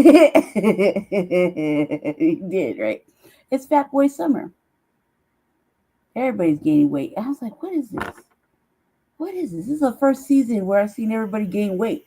Like they've been locked up and shit. Like, like I said, I blame this apartment. I blame this apartment. God damn it. He in here cooking. He happy. Dude, I came in here, he was all smiling and shit, cooking and shit. I was like, fuck wrong with you? Like that. It's just straight up. I've been like that all like there's something up with him. I'm like, why the fuck you smiling, guys? What the fuck's wrong with you? Are you sick? What you up to? What you fucking up to, cuz? Like, he's like, I'm just in a good mood. What the fuck for? Like that's how I've been all night. Like, it's a trick. Like, I can't get comfortable. He has me living on the edge every fucking like for 5 years, living on the edge. Like, it's happy. It's like, or it could be fucking turmoil. So I had to calm that shit down with them yesterday. It was, because if they continue to beef like that, that shit will carry on to the next day. You know what I mean? Because he holds on to that shit for a minute. You know what I mean? Well, that's because I took him aside and I fucking, gave him the reality speech. Look, you gotta trust the mate, right? No, I don't lead you. I won't lead you no wrong. I tell the straight truth. I say, I just calm the situation down. You know what I mean? Right. Oh, he's a fucking thug. Like he's a fucking thug. No, I'm just kidding. but he doesn't like to be played with, man. That's the thing, and like sometimes men need to argue and shit with other men, but just be honest about the shit, like that's why I'm like when he's happy, I'm like I don't trust it because he's always like upset or he's always serious, right? So he was all happy and cheesing and shit, grinning over there making mac and cheese and shit. I'm just like, fuck wrong with you, cuz? What you on? What's going on with you? What you up to? What are you up to? Like that, right? Right. No, we started it together. We started it together. That's why it's easy for me to be all upset like this. Because it was reality. It was reality. It keeps saying to him, everybody keeps telling me I'm in my purse, but I'm the only motherfucker that can be. I'm a girl. As what I was saying was reality. And I had to calm him down, man, because like really, at the end of the day, nobody has to deal with him but me. That after everything's said, that right? So when the cameras go off or whatever, and he wakes up and he ponders on like the reality of what was said, and so I told him, I said, man, some shit you just can't go back on. You know what I mean? Because there was things, right? And I was like,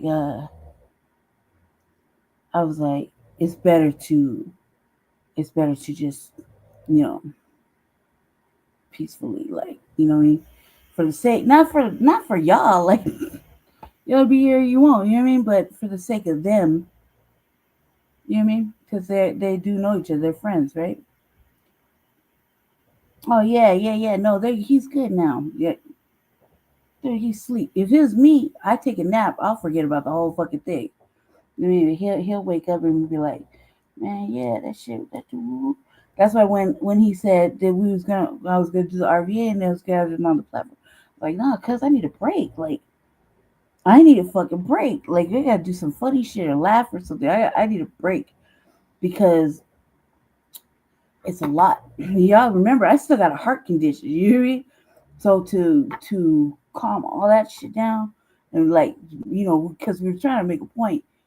We're trying to have a real life discussion, in the reality of it, and you have new guests, new people, you know what I mean, and or whatever. It doesn't even matter for me. I don't give a fuck if anybody watches or not on my shit. But Jesse works hard on all of the other platforms. Meaning he's over there typing up shit and making calls. I don't even type. Look, I copied and pasted it and just fucking kept it good, pushing. Like, I don't give a fuck, right? Because it's all about what I'm doing on as far as my work. So what I'm showing you guys, you know what I mean? Because, like, honestly, if I had to repeat everything that everybody and their mother does, y'all would never learn anything new. You know what I mean? Yeah, I just can't. It's not for them or for them. Yeah, like, seriously. Yeah,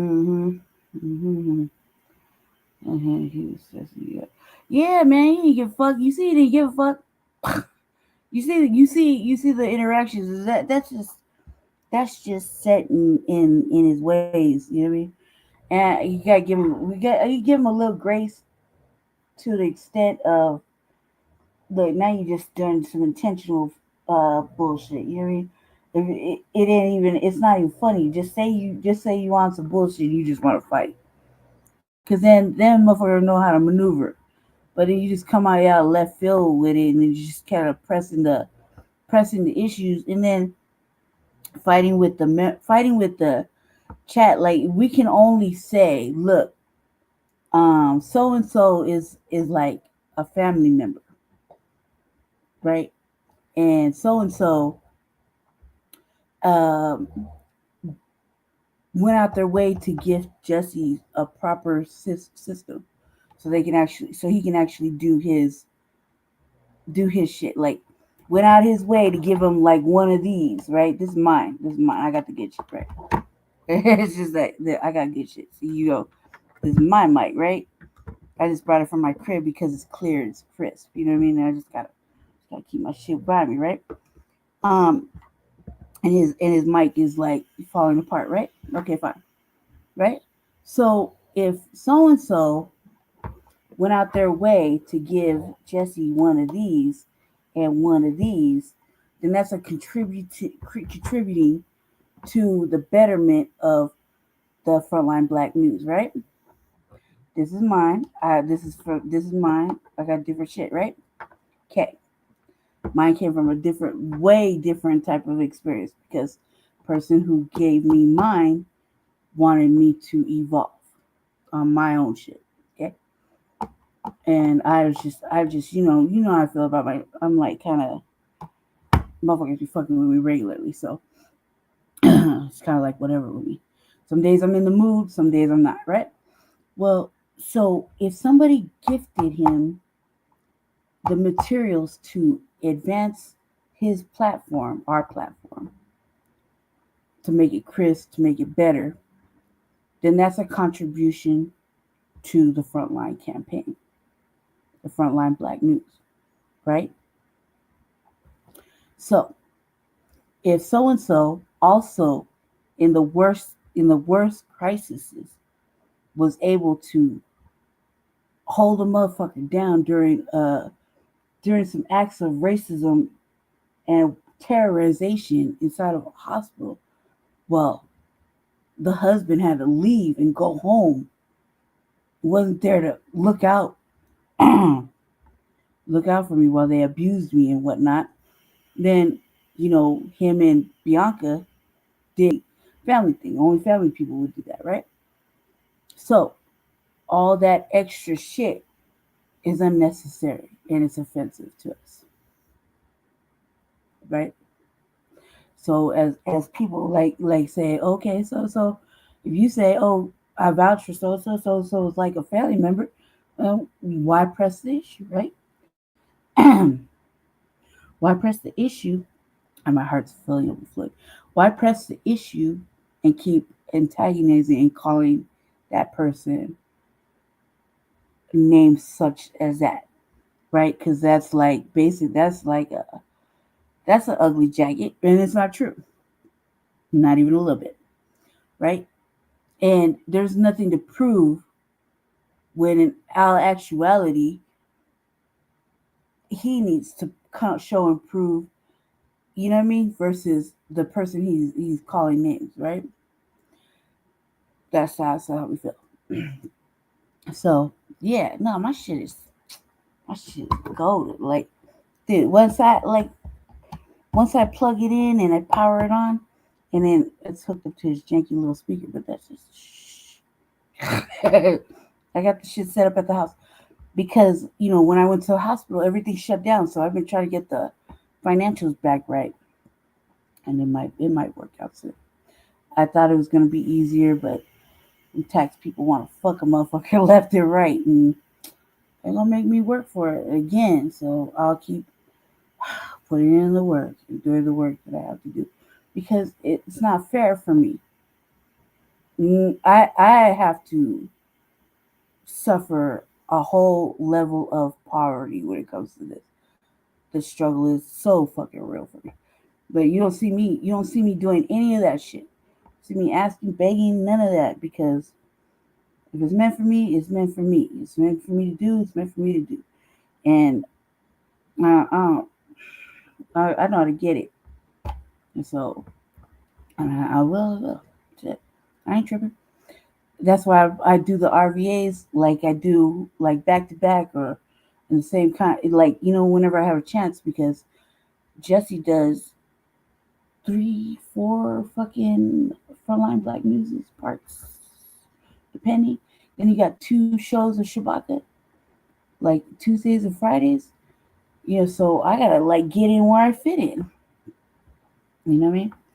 And so yeah, that shit was way too much, because the level of work that goes in to the backside of this, he does. Meaning he types his show and Frontline Black News. Types them up. He calls him to make sure he's on time and he shows up. He sends the link. Then he promotes it. You know what I mean? That's a lot of motherfucking work. I don't do that for my shit because I kind of like, I got motherfuckers always fucking with me about stupid shit, so I don't even want to do it. Right. It is. It is. And that's the whole reason, like, for me on the RVA, when my sister gave me all this stuff, she wanted me to take the RVA to a level that she knew I can do because she just knew I had it in me, right? She gave me all this stuff. And brand new shit. She just went out of her way and bought that shit for me. I've had it for like a year. And I didn't want to use it. And the rule was not to let him touch it, right? Right? So, I kept my shit. I was like, practicing on it because it had all this stuff for me to practice on. And I had it all set up. And then, I would unplug it when he showed up and let him just like struggle over there because, he makes me struggle all day. Right? So it was like, whatever. And then when he got gifted his was like a little bit different from mine. And over time, wires get broken, shit starts to fall apart. And the wire to the mic frayed and was like really, really weak. Like you could see the wires from the inside of it. Like it just started to come apart. And it wasn't as effective. And then I was like, man, I'm going over there to do the RVA, and I'm tired of watching you. Like, man, you know what it's like for me to live with him, and he gets everything, and I have nothing, right? And I do a lot of motherfucking work. I was like, yeah, no, I'm fucking tired of watching you fucking showboat. You take my shit over there, and you can just right? And that's how that went down. And then I would bring it and let him use it when I'm here, and then I take it home with me. You know what I mean? And then he uses it when he's over there at the dollhouse. And then, it's just whatever, right? But he was given to him so that he can advance the platform. So he, and the said person helped him fix the laptop so it wasn't made. Remember it was like, remember it was making all that noise? So that person helped him with that to better the platform. So things were crisp and clear. So, those are serious contributions. It's not just paying the over exuberant fucking streamer. And it wouldn't have to be like that if people would just fucking listen to me. You wouldn't even have to pay that much if you just fucking listen to me. We have enough motherfucking people with streamers. You could just easily take $10 from each motherfucker. You ain't got to carry that all alone. But nobody wants to listen to me because, I don't know, maybe it's girl light skin. Fucking stupid. Either way, it's all stupid to me. Because all these things are easy fixes.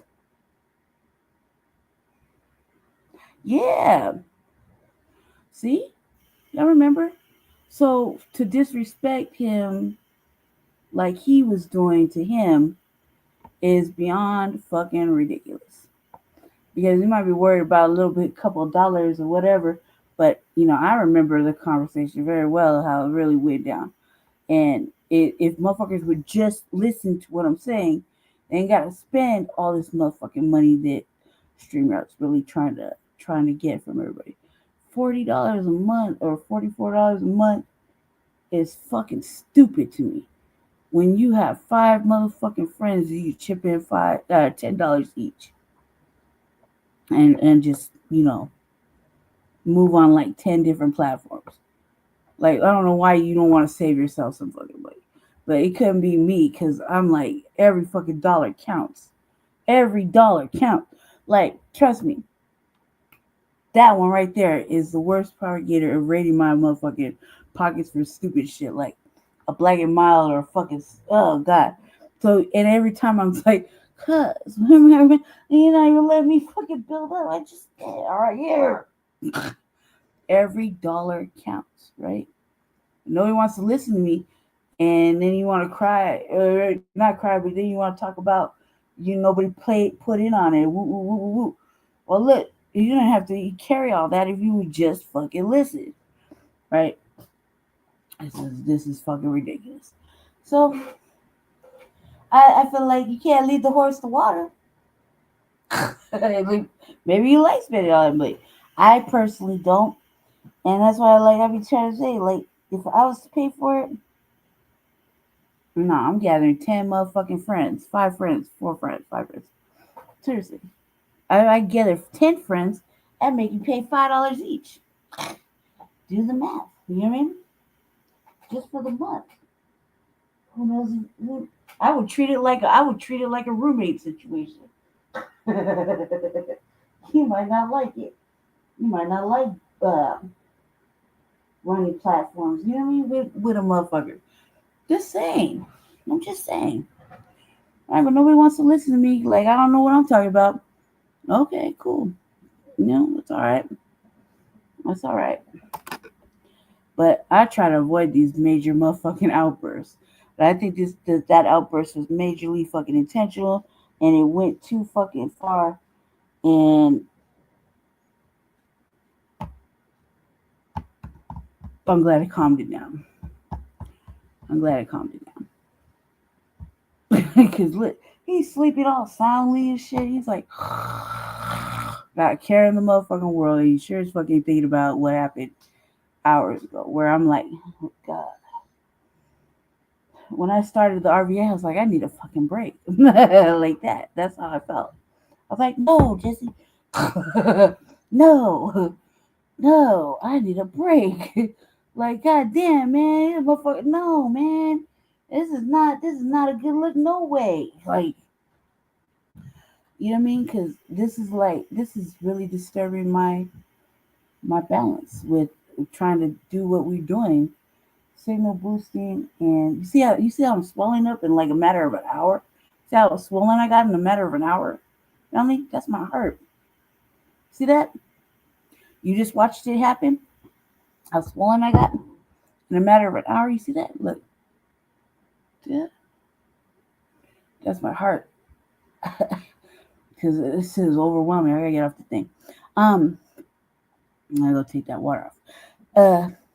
But yeah, no, I'm glad I did my Aries duty. Calming that shit down. You know what I mean? I needed a break. I felt like there's not enough funny shit on the internet to really watch. I was hoping. But I had to restart my queue.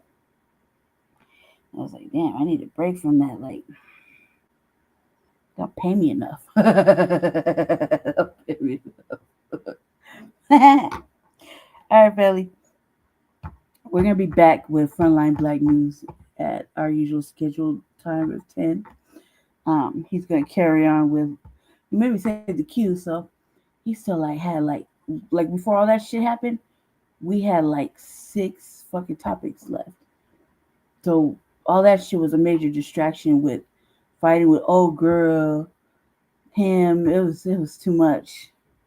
Oh yeah, no, I'm gonna go find something to fucking laugh and amuse myself, because my heart hurts. My heart was hurting in the midst of that, because I was like, I couldn't believe how upset I was getting. And I was drinking a double shooter, and I usually don't get like that. I usually don't get upset. I usually don't get emotional. You know what I mean? And I could feel it. I was like, man, thank God I only had one, because that shit was working my nerves, because it was just endless, and there was no reasoning. It was intentional. It was intentional on purpose. You dig? And I know when it's intentional and it's on purpose. And it's like, really, just say you want to fight with a motherfucker. Just say that. That's easier to fucking understand. A motherfucker just let you beef it out. And then it gets to the point where you're making you're saying shit.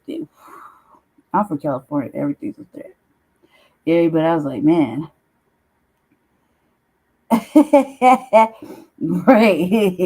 Right. And I kept telling him to chill on that, because he can't help him. Jesse can't help himself on that. I'm like, just let it go. Let it go, cuz. Just let it go. Just let it go, right? Not because of what. Not because it's just pointless. It's stupid at that point, because it's intentional, right? It's intentional, and that's I would say taking my like, you know, playing with my intelligence. No, not with that. You know what I mean? Not with that, because it's so serious. And what's happening is like ridiculous work. It's intentional. Like that shit is intentional. That part is intentional. You know what I mean? I can't deal with that, and he knows it. I know it, but man, I'm like trying. Like I can't control myself. I'll be like, look, cause this is intentional at this point. You know, this is really fucking stupid at this point. You know, I'm asking the right questions, and this is intentionally playing with my motherfucking intelligence. I'm not stupid or dumb or fucking anything. I can read between the lines. I can feel the fucking intention. This is fucking whack. No, we're not having it. But he won't have it because all he's hearing is the words and the fact that he's like, here we go again, right? And I'm like reading in between the lines. I'm like, no, wait, calm down. No, he's like, woo. He's just straight like listening to the words, hearing the words, and he's not, you know what I mean? Not paying attention to. This is how he gets you all in. That's how he antagonizes you. You know what I mean? You dig? I was like, all right, well, whatever. But you ain't gonna do that shit with me now. I only played for a little while, so I'll be like, just say you doing this shit on purpose and call it cool. Like I'm not the one, cause I know how to read the room, feel the intent. I know what sneak dissing is happening. I know what actual disrespect is happening. You can't fucking pull nothing on me, right? I'm gonna play with you for a few minutes. That's about all. You hear? That's all about all. Like, and him would be like, no. And when he's serious, man, like he's serious. And to me, it's like, at some point, it's disrespectful because we've been doing this for so motherfucking long. Over here, 5 fucking years of saying the same shit. You see what I'm saying? So you can see why he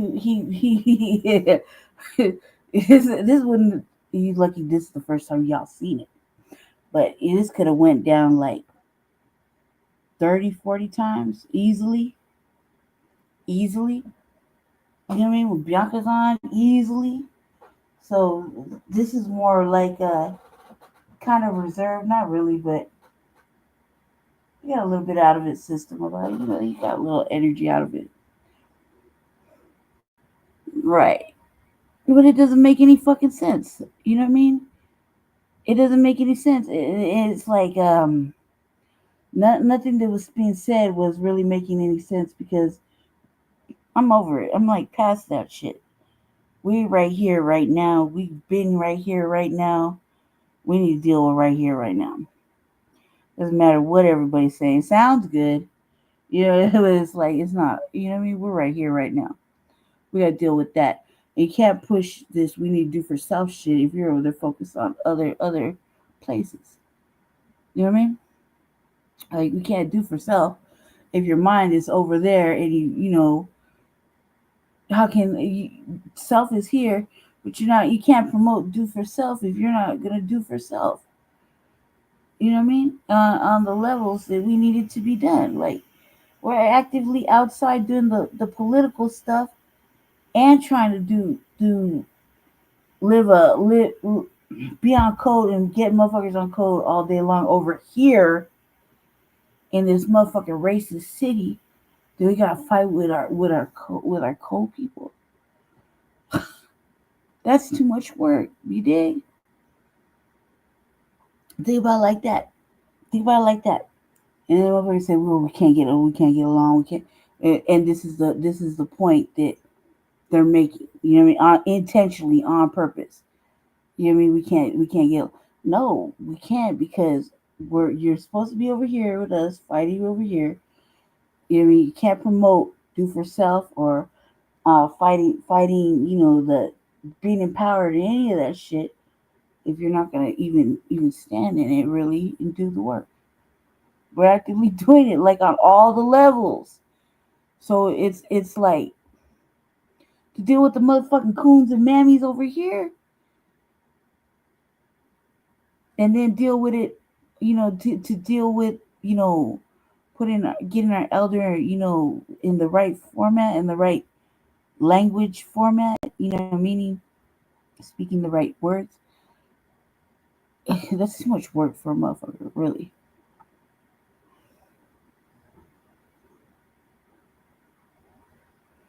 Right. Exactly. So, that like and dude, I'm not gonna say Pan-Africanism isn't the the thing for global black nationalism, okay? But at this rate, we're at war. We're at war. We're in the middle. We're in the beginning of the revolution, allegedly. We're in the Mayafa, right? This is the Black Holocaust. We're at war. Okay, so all that other shit don't mean nothing when you got the war right here at your fucking feet. Do you know what I mean? And we gotta explain that to our people here, not to mention the coons and mammies and tethers that we got to deal with on a regular basis that we work with, or that we're trying to fucking push the agenda here, right? Correct some shit on a local level to, you know what I mean? Still pause our fucking political ambitions to fucking do education and fucking correction reset, right? And get them to stop fucking doing fuck shit. Come on now. That's a lot of motherfucking work, and then you gotta come over here and do it amongst ourselves. Nobody want to do that. What's up, Ray? Nobody want to do that. That's too much work. That's too much. And that's the thing. It's easy to fucking talk shit to him or whomever. They don't realize how much fucking work we put in here in the city. Then with ourselves, and then with this. You know what I mean? So that's too much. It's just too much just to be playing out with our intelligence.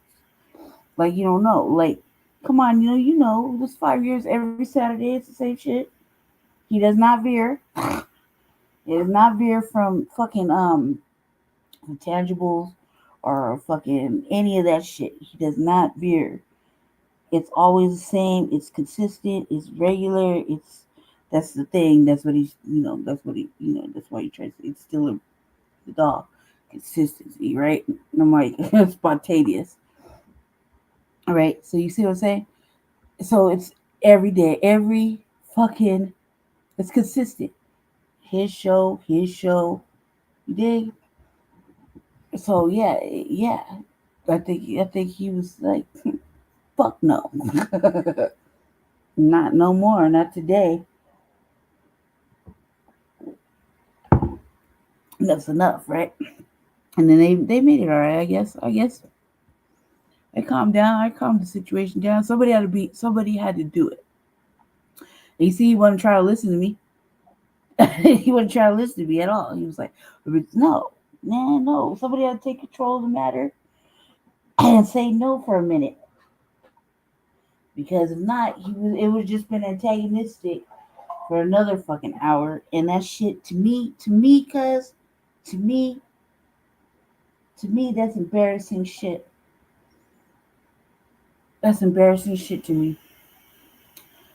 You know what I mean? Like, was I embarrassed? Fuck yes. How could I not be? You did? I wasn't even doing it. But yeah, fuck yeah, you should be embarrassed. Because this is not no way to conduct yourself. And somebody, you know what I mean? Like, I don't give a fuck how much I cuss. This is not the way to conduct yourself. You're trying to be serious about some shit. That's just the way I talk. Need to change that. I've probably been talking like that since I popped out the motherfucking coochie gun. But you see, I can do it. Just, do I want to? What the fuck for? No. No, I'll talk how I talk. You understand me. You get it. You know what I mean? Making sense. And you ain't gonna change that. That's enough that I've already changed enough. I've already given up enough for this. So I'm not gonna change how I fucking speak is because it suits you. This ain't no motherfucker. So I am. At least I can hold on to something. You know what I mean? And I hold on to my motherfucking eternal swag, my weirdness, and my fucking eclectic bullshit, and just do me. And you're gonna like it or not. You're not gonna force us to like your bullshit, Lady Che. What did you say? You're not gonna force us to like a damn thing. See, you see how he woke up all angry and shit? You know I'm live, right? You hear what he said? You're gonna force us to like nothing, Lady Che. I beg to differ, cuz. I beg to differ. You're fucking ass to sleep. He woke up all crazy. See how he woke up? You're gonna force us to like nothing, Lady Che. I said what I said. I said what I said. You're either gonna like it or not. You're gonna tune in or not. Really? Shoulder shrug for me. I'm still gonna continue to bring the news the best way. If I didn't show you different shit, I don't think y'all will learn anything. Y'all are stuck in a motherfucking new black media echo chamber. Like, I can think the top 3 things is going on right now in the new black media. Amanda Seals, Umar, and motherfucking what else? Something else. Vlad. Right? I like the top things right now. You know what I mean? The Democrats fucking up. So if I didn't show you nothing different, I don't know if you guys would learn anything else. You know what I mean? I gotta get out there. I gotta shake that shit off, like, and bring you some interesting stuff. Dude. he looks all sick. He fell asleep and he had some I threw some black trash bags on the thing and they fell on his face and he fought that way out. That's why he got up all angry and shit, all weird.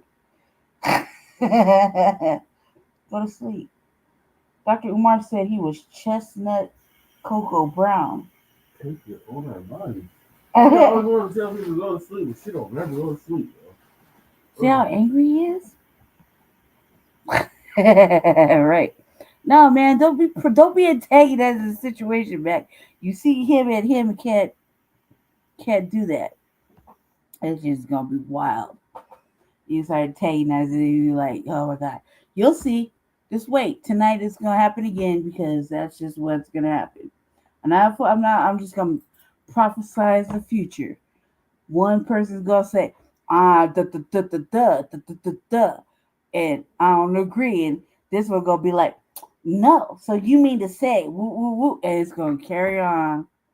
And I'm gonna be like this.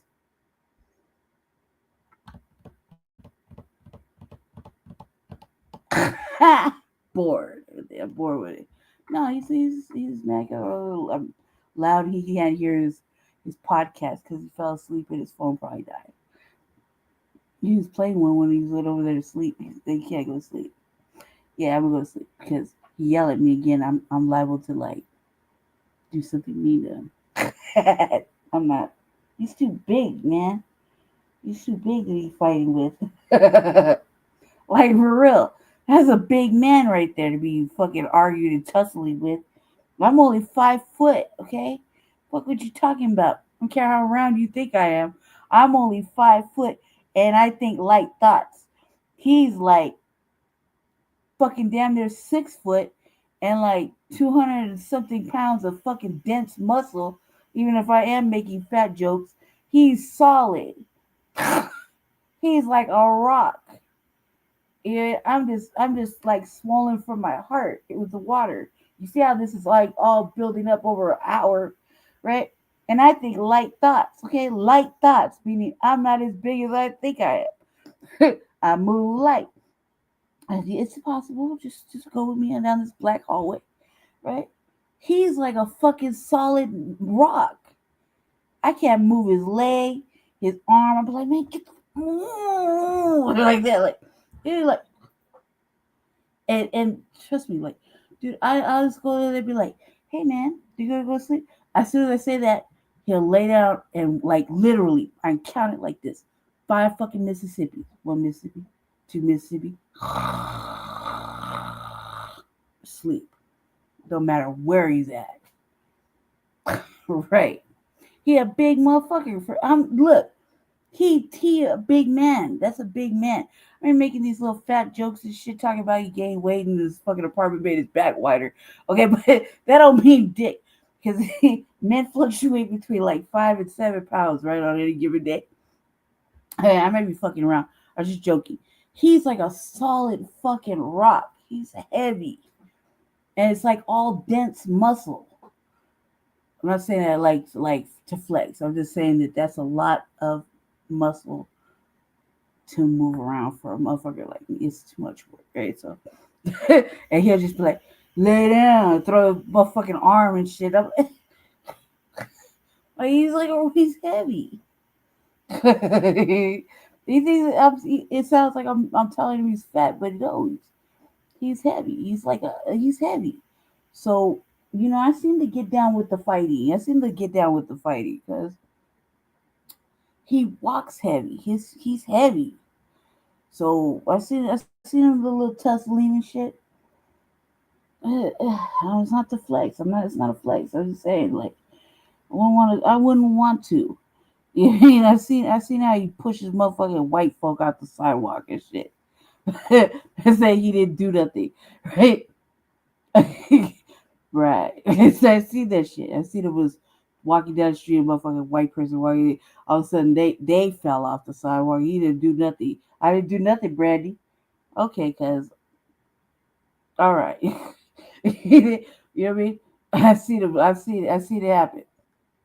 So, you know what I mean? Like, they just fell. Okay, cuz, whatever. Whatever, cuz, whatever. So, yeah, no, it's not the flag. So this is what it is. He don't play at all. Especially like with this, we're at war. Let him tell it. We're at war, and there's no time for games and playing. Much as I want to joke around and shit, we're at war. So we gotta be serious all the time. Anyway, family, I gotta go now. It was fun, and I will see you for Frontline Black News at 10. I believe it's 10, part 2. And yeah, and thank you for coming. You guys for hanging out with me. See you little 4 or 5 little eyeballs. I see you. You were weird. You didn't say nothing. Thanks, Ray. Twin, Mac. Yeah, he's probably gonna be hangry, but just believe while I'm taking a nap, he's gonna be cooking up some shit because he likes cooking. Don't let him lie to you. He likes cooking. He'll be cooking up all kinds of shit. So hopefully it'll make something good. Hopefully. B1, stay black, stay dangerous. See y'all in a couple hours. Yep. You know it. I gotta go. So see y'all in a couple hours, and yeah. Stay black, stay dangerous, stay favored, do something fun. Alright, peace.